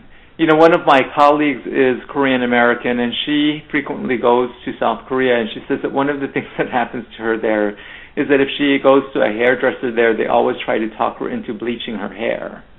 And, she keeps trying to convince them that she actually likes having black hair, and they tell her back it's ugly. So there definitely is a way that this white standard of beauty has been held up in Asia, and that people have, to a certain degree, though with some resistance, of course, but to a certain degree have internalized those ideas. And one would think that in an environment or in a country where, European is not the majority, that it wouldn't be such a problem, but we know that it is a problem in Asia, and it's a problem in Africa, where African people are in the majority.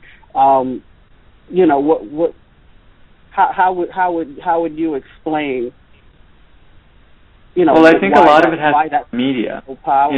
And the way that standards of European beauty are held up in the media, particularly because the media that gets to other places is often quite filtered. And so they may not see the diversity of images that we do. But, like in India, for example, I do know that there is, there's a lot of skin bleaching that happens.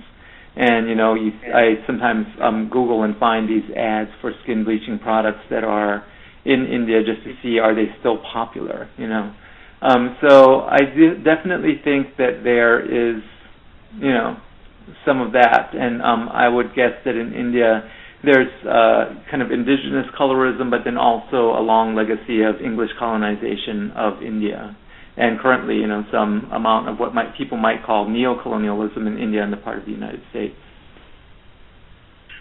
Would you say, Cree, I'm going to get off, just if I can just indulge for one more second. Would you say that amongst the Chinese, Japanese, Koreans, would you say that the men respond positively to those women bleaching their hair and their skin and, trying to get that more European look? Would you say that the men respond positively to that?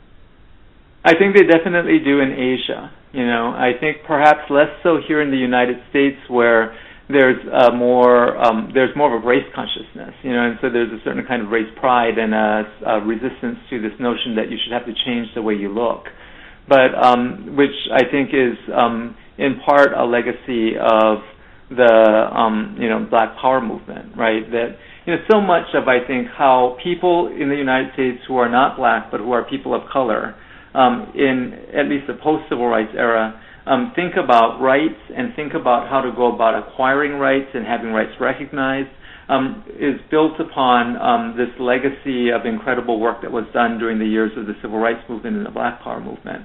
And so I think that those things tend to affect people here and cause them to see things in a more critical light. But I think that in Asia, these ideas get filtered through so many things, and it's just presented to people as this is what's good. And I think men and women both, actually, sadly. Very interesting. We have a caller at 6520. Did you have one more follow-up question? You know what, Cree, I'm good for now. Thank you so much for letting me in. Thanks for calling in, LBM. 6520, your mic is hot. Hi, everyone. Can I be heard? Yes, we can hear you clearly, sir. Okay. How you doing tonight, Scott? I'm doing good. How are you? I'm doing pretty good. Okay. I just have a question. Well, it's a few statements and then a question, but it has to do with the relationship between blacks and Asians, non-whites in general, with white people in this country. And my concern is that considering the history of this country, considering the relationship between whites and non-whites in this country from its very foundation, how the Native Americans were wiped out, and how black people were enslaved, and all the struggle that black people had to go through, the slave revolts, all the way to the civil rights era, and how black people pretty much shed their blood for freedom and basic dignity in this country. Hello? Hello, can I be heard? Yep, I can hear you just fine. Okay, some music cut on, but just how black people had to fight for basic dignity in this country. Would you say that Asians and non-whites in general benefit from those struggles today? Oh yeah, absolutely.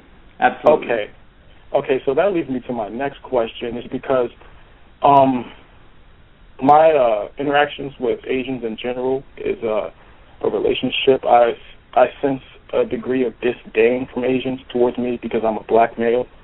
Are Asians, or do you or any other Asians work to educate other Asians about how a lot of the freedoms and privileges that Asians in this country enjoy are because of black people, and do they appreciate that or at least acknowledge that? I think that there are a lot of civil rights.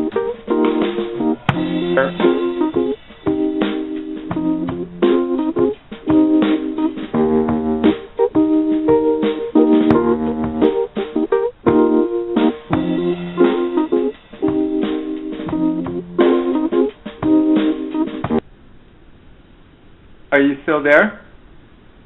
Yeah, I'm still here. Okay, I'm not sure where that music is coming from, but I apologize. I won't say that there are enough of them, but there are, a fair number of civil rights organizations that cooperate with African American civil rights organizations and human rights organizations, and are attempting to, build a sort of new majority as we get toward 2042, when the demographics of the United States are supposed to flip, that is actually, committedly anti-racist. But I do think that in Asian communities in general, there is a problem with racism, just as there is pretty much everywhere, right? And, my firm Change Lab exists in part in order to try to develop tools and, to develop educational resources that make sense within the specific experiences and cultural, beliefs and whatnot of Asian ethnic communities, in order to promote a human rights agenda. And so one of the things that I think is really critical in doing that is addressing anti-black racism. So there's some efforts out there, but, I think that, certainly they're not enough. There isn't a commitment on the part of U.S.-based foundations nor of local governments to provide resources, and so people have to kind of put them together on their own. And as they cobble together resources, I think that we see some changes are possible. But certainly a lot more has to happen. Okay. If I heard you correctly, you stated that there is a problem with racism in the Asian community, just as in other communities. What do you mean when you say that there's a problem with racism in the Asian community? Like, what specifically does that mean? Well, I think that, Asian Americans have, racist ideas just like a lot of other people do.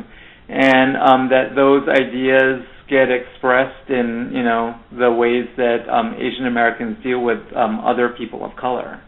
And so, I think that on the one hand, there's a problem of racism in Asian communities because Asian Americans unfortunately suffer from a particular kind of racism. But I also think that, Asian Americans are no less guilty of being racist than other groups of people, And so I think that, that's, for me at least, because I feel like Asian American communities is where I can be most effective. What I've decided to dedicate myself to is trying to address that problem.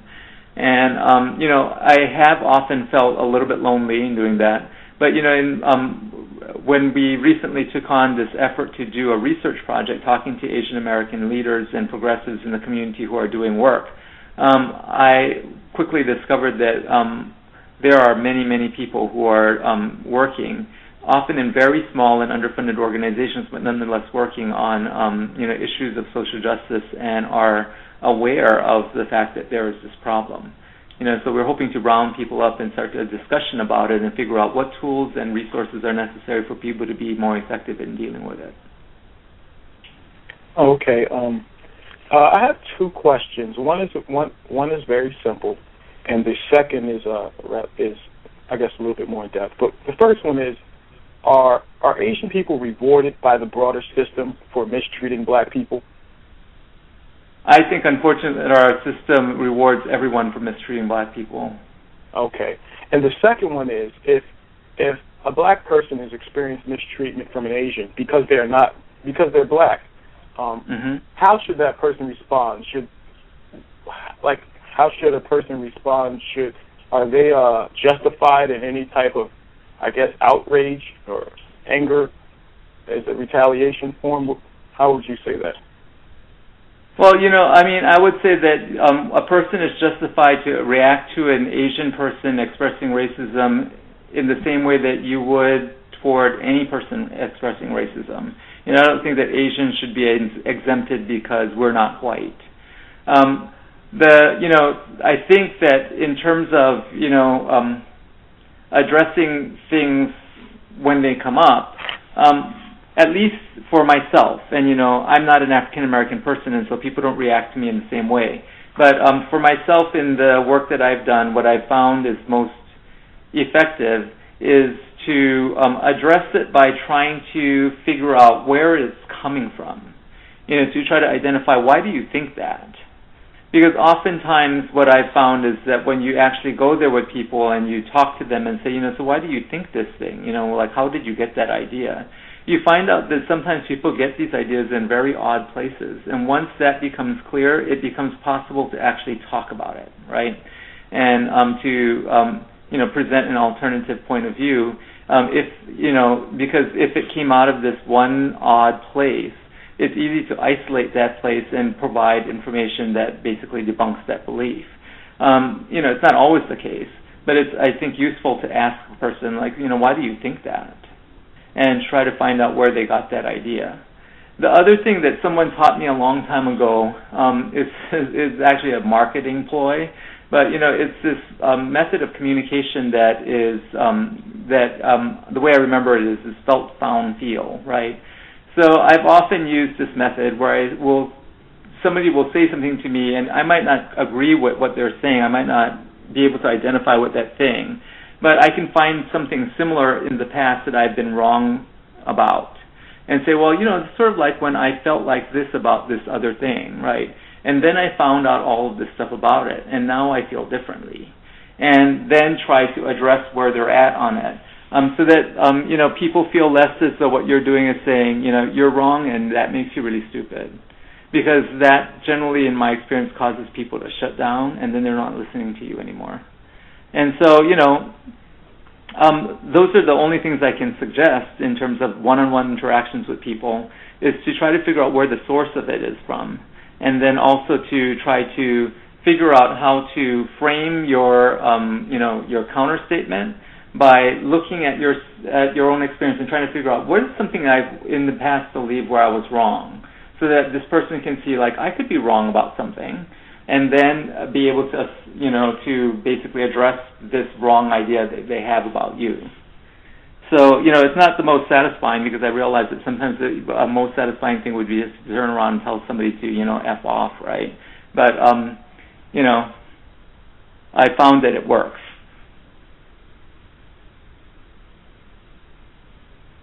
I find that interesting. When I've been mistreated by some Asian Americans in the past, when I went to speak to it, they kind of had this, just dumbfounded look on their face, like they were oblivious to what they were doing, or maybe, why are you getting upset? Everyone mistreats you. This is how you're supposed to be treated. That's just, how I analyze the situation. Yeah. I experienced given the the prevalence same of racism in America, it doesn't surprise me that somebody would think, well, this is what it's supposed to be like to be an American, right? And so that it might be a place to start, to be able to have the discussion about the really incredibly important role that black people have played in America. That, in the old days when I used to be involved in work countering hate groups and white supremacist vigilante groups, I used to end up running into all of this really horrible racist literature all the time, all this hate literature. And I remember that one of the things that would often come across my desk was these flyers that said, white men are this country, white men built this country, And while it seems ridiculous, I actually do think that on a, less, sort of conscious, maybe not on a conscious level, but somewhere in there, a lot of people have some version of that belief, and that it's helpful for people to recognize that nothing could be further from the truth. That we wouldn't have, industrial economy in America of the sort we have, or it would have taken a whole hell of a lot longer, or would have happened in a very different way, were it not for the ingenuity and the labor of African Americans. And I think that oftentimes, people just have no idea about all of those things. They only see the negatives because they've only been told the negatives. Can I add a question to this discussion that you and the caller 6520 are having? In those moments where what we're calling Asian Americans or Asians mistreat black people, clearly black people, in those moments when they do that, in the company of white folks, let's say in restaurants, recently that article came out about the study that was done that showed that there's significant anti-blackness in service. And they just called it anti-blackness. They didn't call it by white folks. They just said, anti-blackness. So I'm assuming that's across the board. That would be, Latinos and Asians, so on. But in that moment, because I've had it happen to me, in that moment when the jokes are told, because they said that anti-black banter, anti-black talk occurs throughout the workday in restaurants. So in that moment when they're deciding not to go refill a beverage glass, or, not to ask if anything else is needed, or to tell a joke about sitting the black person near the busing station or in the back near the restroom. In that moment when they're invited to do that with white folks and they join in, this is the central question I wanted answered, although there's a whole lot of stuff I wanted to discuss. This is the central question I wanted answered in this program. I hope you can answer it. In that moment, is that Asian choosing to be white and is in fact functioning as white? I would say that person is functioning in a way that is perhaps white. I'm not sure it's choosing to be white in the sense that I don't think that choice is available, right? I think that there's always this sort of conditional status that you have because people can decide at any moment that you're not. It's not really your choice, right? It's their choice. It's the white person's choice. And so I think it's making an appeal to power, to the more powerful party, and saying, look, I'm like you, so please don't mistreat me in that way. And, I'm not saying it's right. I'm just saying that's what I think it is. But I think that, who actually gets to decide who's white and who's not white are white people. But isn't that true of everyone?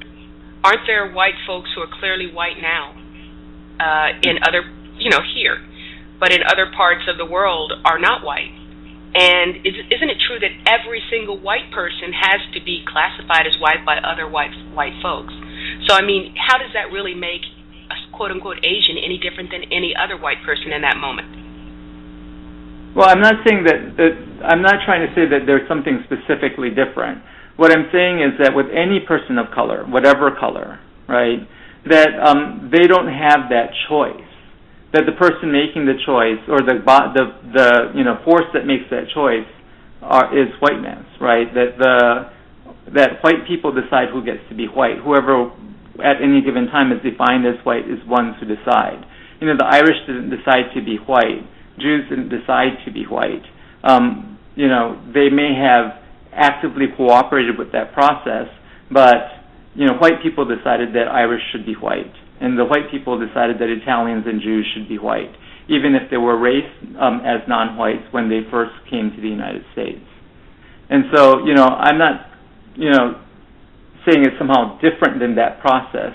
I'm simply trying to point out that I think that the party with the power in those situations is white people, which is why I think those situations happen, because the people who are choosing to take part in the racist act, who aren't white, are trying to identify with power so as not to be vulnerable to it and not to get punished by it. I think there are times when that's true, because I've appreciated that you've been very logical in your discourse here, and so I think I trust your logic on this. I think there are times that is definitely true. But just as was the case with the Jews and with the Irish, it seems, there was a probationary status where sometimes they were and sometimes they weren't, and they could have chosen at certain points to say, no, I don't, forget it. If I wasn't white yesterday, I'm not going to be white today or this hour either. And it is, I guess the question I'm asking, really, here's the question. Do you see that there's a landscape change wherein Asians, since that's who we're talking about, but I think it's also true of Hispanics, whereby Asians are on the precipice of being reclassified? I think that there is a process of whitening happening. I think that, again, as I said before, that Asians is a very confusing category. So many different groups, so many different languages and cultures. And you're talking about a group of people who also are spread out in the world, in our countries of origin, across such a huge amount of geography. So you're talking about people who often look nothing alike, who speak not at all the same language, and who have had very different historical experiences in their own countries, and then a different experience of how to get into this one, And so, I think that what we see happening here is that as we build toward this new majority in 2042, that there's a tremendous anxiety among white people, and that they're reacting to the potential of, what that could mean in terms of the erosion of the privileges that white people have by doing a lot of different things. I think the proliferation of stand your ground laws, for example, is one of those things, right, that you see happening that is about the anxiety that white people feel as this change happens.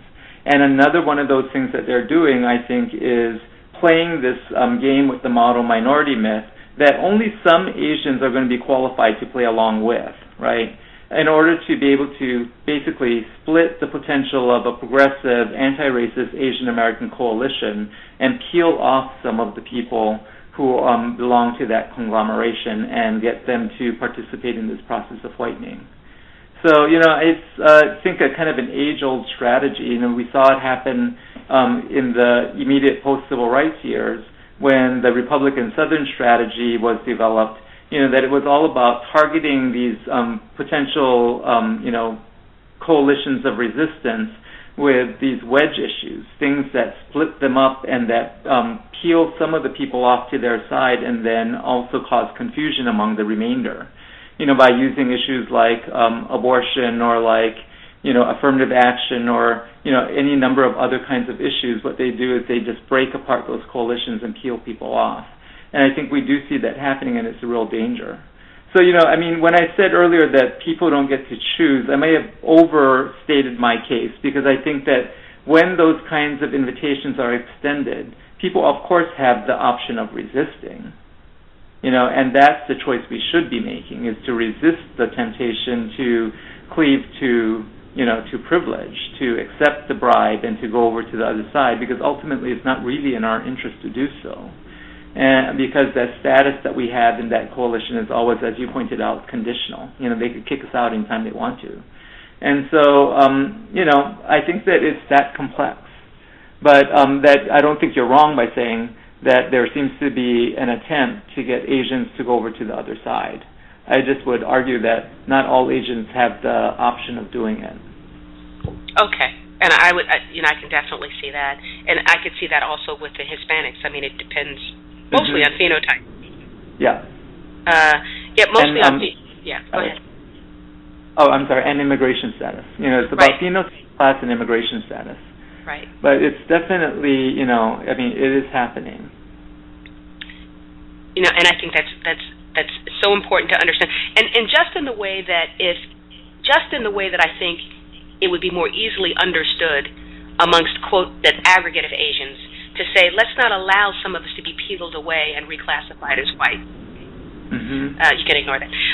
Let's not allow that. I think that would be much more easily understood, because it's not in our group self-interest.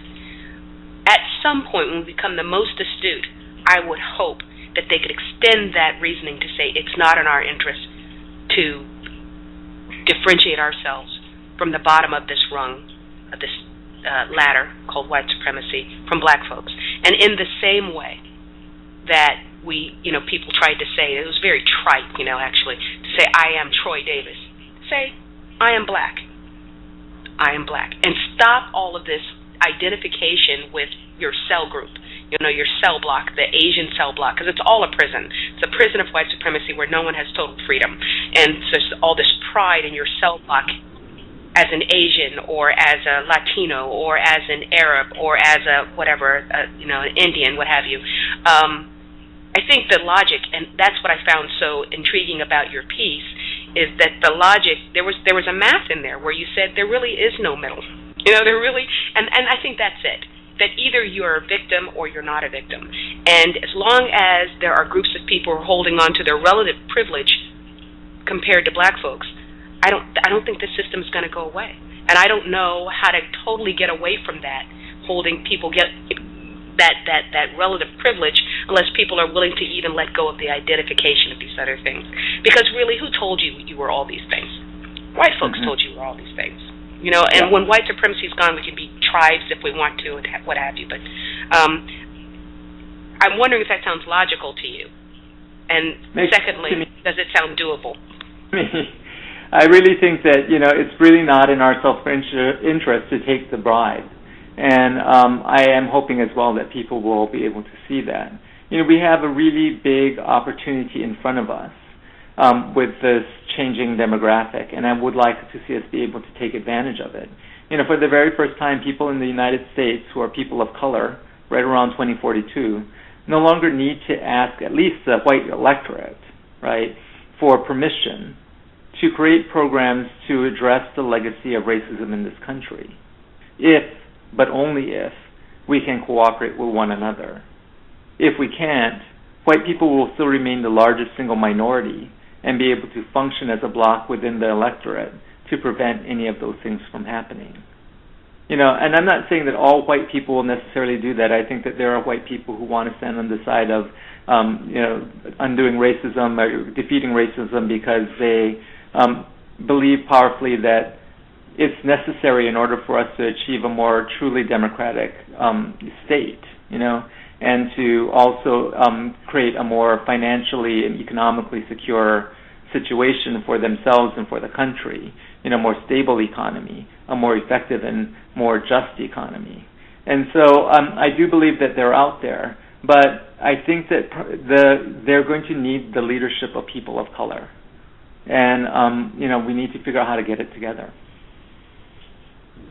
Do you yourself foresee a day in which you will, on an employment form or whatever, a loan form, check the black box? It depends on the circumstance. If it were an affirmative action situation, I wouldn't do that because I might be taking somebody else's place.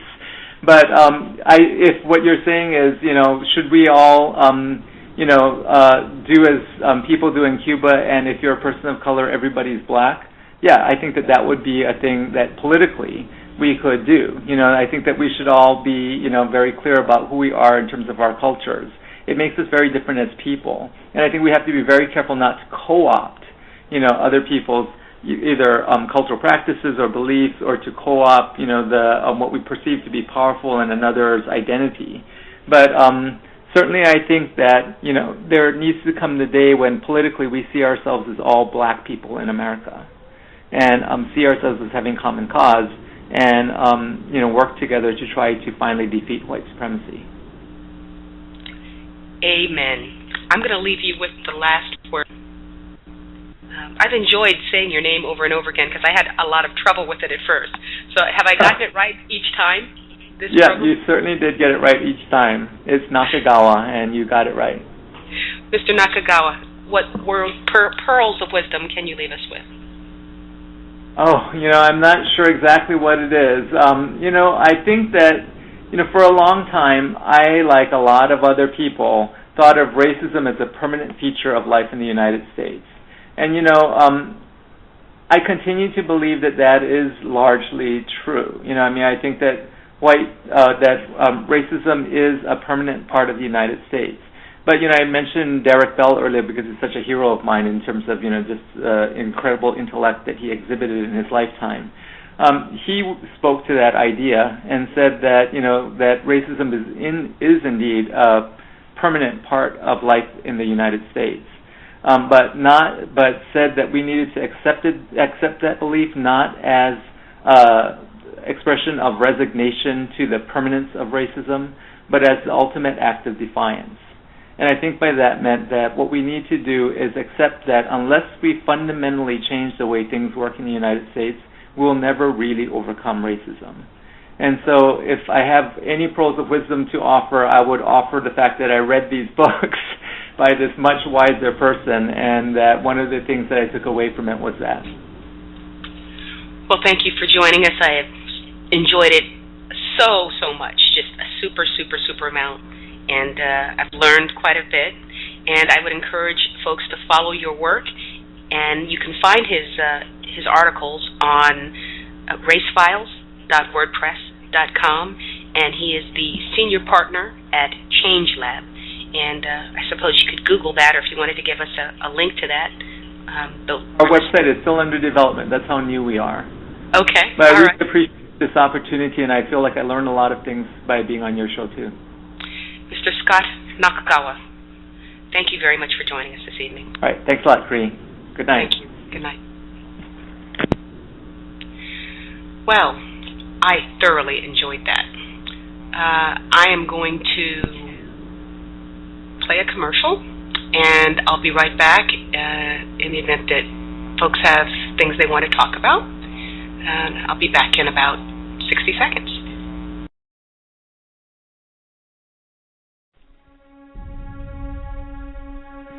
Is racism hurting you?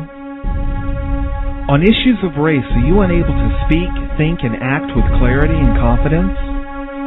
Are you tired of laughing when nothing is funny, smiling when you are not happy, agreeing when you really disagree?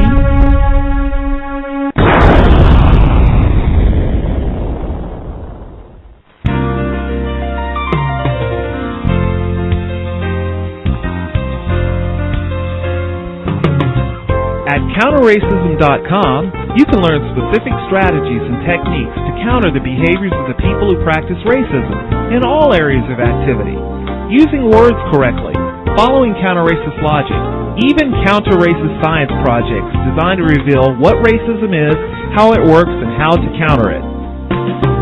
The open source code writing format allows you to pick and choose from a variety of counter-racist suggestions so you can produce the code that works for you. Stop by counterracism.com today and help replace racism with justice. That's counter-racism.com. Okay. Both Blacka and the caller at 6520, your mics are now back open. And anybody else that has anything they want to discuss, just put your hand up and you can join the conversation. For some reason, the switchboard's acting a little funny. So, Blacka, your mic's not hot yet, but the caller at 6520, your mic is open. I thought... Hi. Yes, there you are. Okay, yeah. Yeah, something went crazy while I was talking, but I tried to continue. Thank you so much for that. I'll have to listen to see what that was. There was a bump. There was some sort of weird thing that happened to the switchboard, and it might have had something to do with me trying to Skype someone in. It wasn't the usual suspects this time, so I apologize. It's my tech inadequacy. So hopefully it didn't take too much away from it. I wonder what part I missed when you were hearing the music and that kind of weird thing. I was just going over, I was just bringing up the fact that many of the freedoms that non-whites in this country have is because of the bloodshed that black people experience, and ask them about that. Okay, because I did hear him reference that at some other point during our talk together, and he admitted that. I didn't have a sense. I'll tell you, that's been the most pleasant conversation that I've had with people who would call themselves Asian or Arab or Hispanic that I have ever had in my entire existence. I didn't feel like he was being evasive. I thought that sometimes there were more words used than could have been used, but I didn't get the sense that he was trying purposely to evade. And I'm wondering what sense you had of the interview or the conversation. It sounds like he spends a lot of time in academia. That's not a bad thing, but that's his responses sounded that way. It wasn't, everyday life encounters type things that most black people experience. But that was what I got. Okay, and that's helpful feedback for me too, because if I ever do have another conversation like that, I'll know that is the type of thing that maybe is more what folks need to hear about, is sort of the everyday kind of what do we do, and this is what happens to us. Because there's so much to say. I meant to ask him, and I don't know if he would be willing to come back. I should have asked him. I will.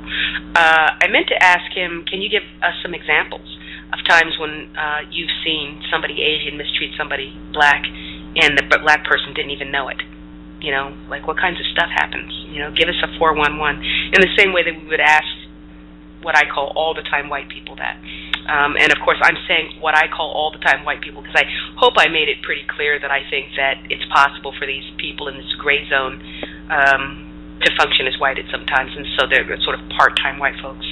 And I think they do a lot of yeoman's work in the system of white supremacy that they can kind of get away with because, not that they can get away with easier because they happen to be around where we are, they happen to be in the hood, or we just tend not to be as suspicious. So I think a lot of it gets done there with them now.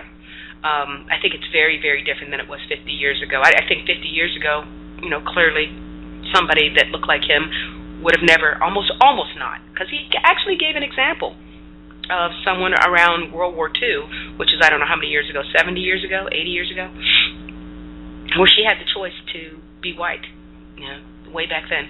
But I think 50 years ago, by and large, somebody that looked like him, pretty much never functioned as white. I don't think that's the case anymore. I don't think that's been the case for a little while. Do you mind if I share a brief paragraph from one of Lila Africa's books? Oh, please. I love him. Okay. The name of this book is Melanin, What Makes Black People Black.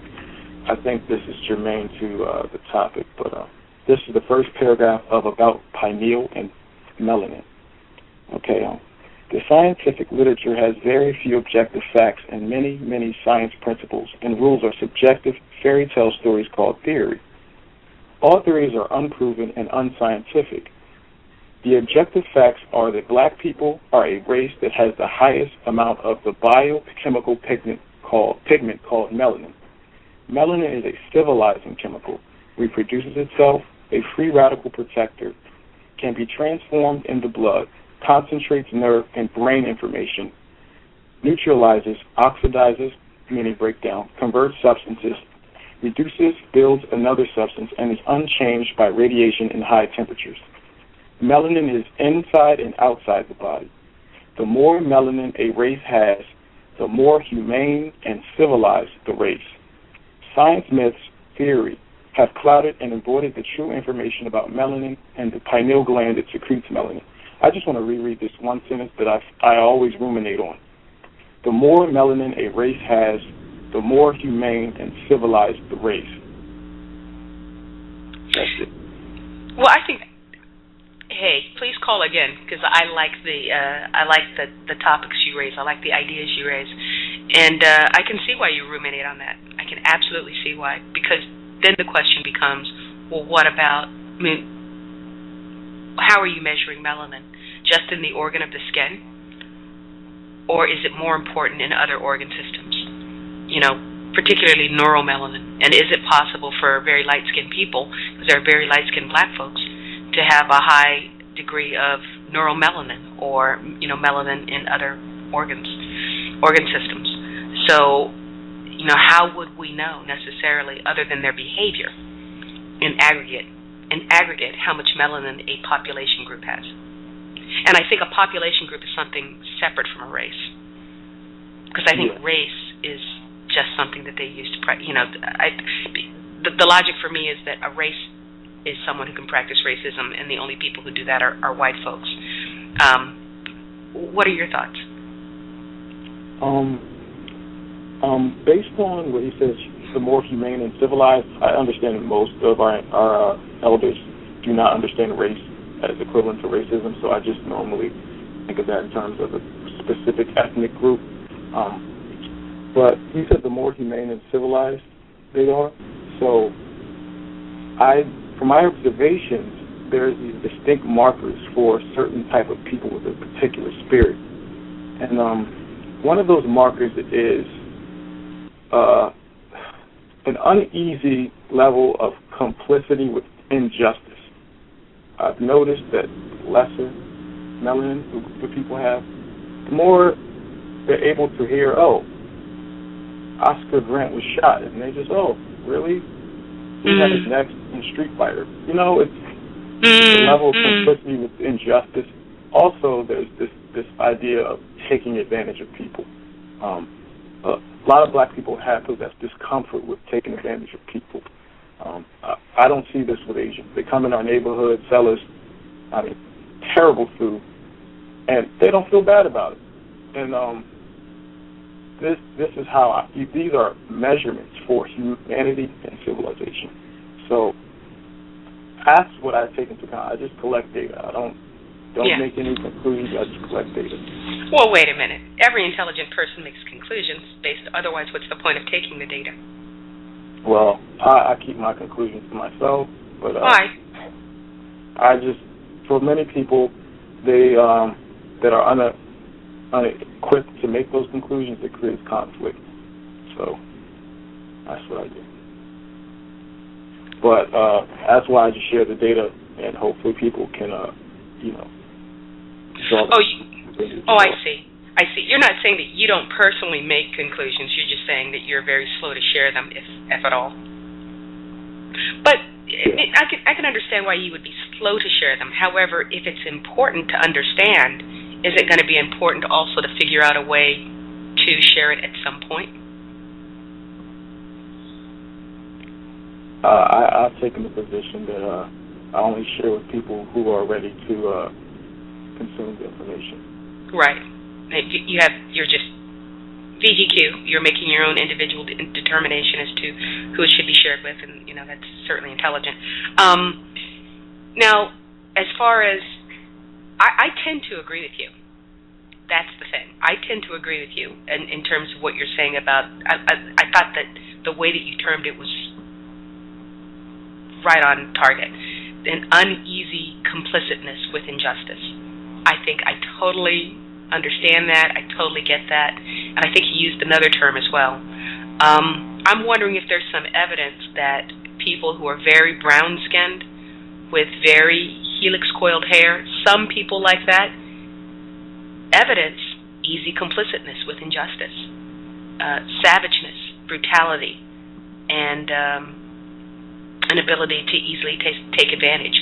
I don't know how tight the correlation is between the phenotype that we generally think of as African or Africoid and this civilizing chemical called melanin, because you've got the outward appearance, but I think you're going to find a higher percentage of them around us, but I don't think it's all people who look like that. I don't know. I mean, the example that comes to mind most easily for me is Rwanda. I just can't see myself ever being in a situation where it would be okay for me to go hacking, no matter how much that was played up by the Belgians and played up in terms of fomenting conflict between, say, my quote-unquote ethnic group and another. I just can't see myself telling my son or my husband and, doing a war dance or whatever, and just thinking it's okay to just go and hack babies and men and women to death. I can't see myself doing that. I can't see myself hacking a cat, let alone a person. Yeah, I don't understand.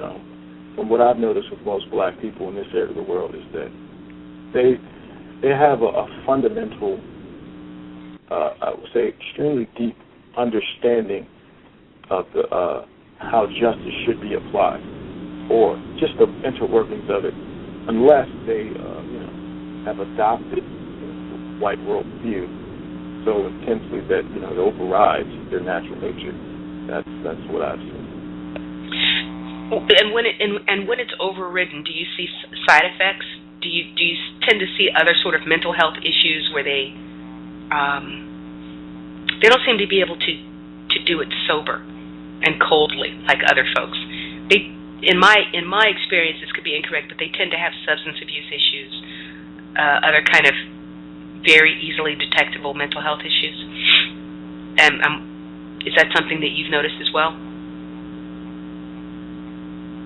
You're saying that if they do, if they are able to do these cold, callous things, that they have some sort of substance abuse? Is that what you're saying? When they're complicit with injustice perpetually. Yes. It can stem from any number of things, but that tends to be one of them. But just rampant white identification can do it too. Right, and I guess what I'm saying is, rampant white identification can happen. I think what you said is that being around this rabid anti-blackness and the way that white folks do things can cause one to be conditioned to override their natural disposition. And I'm agreeing with that. I'm only saying that in my experience, a good number of us who are over here who, due to those factors, have that overridden, tend to show other mental health issues. In other words, you can see that it's not the natural disposition of the person because it throws off kilter so many other things about them. Whereas with other folks who are less melanated, at least over here, they function very healthily. All their systems are go. They're just like they would always be. That's just how they are all the time. They don't have to be. There doesn't have to be any pathology for them to do that. It's their default sort of disposition. Oh, I see what you're saying. You're saying that the people that do these incorrect things that are black, they obviously have some mental problem. I don't say mental problem, but mental health issues. That yeah, I definitely agree with that. Really, like you said, in contrast to these other non-white people, they're completely operating in their full wellness and doing the same thing. And I think that there are some of us. There's a good number of us over on the continent of Africa. I'm not in the closet about this point of view anymore. I mean, I've had several programs about it, but I don't know if you know it, but I think you alluded to it. And of course, you can be agnostic on it and not respond to it. But I think there are a good number of people who are like us, who have an uneasy, I love that phrase, an uneasy complicitness with injustice on the continent of Africa. But I think we're interspersed with another type that really has no problem with it.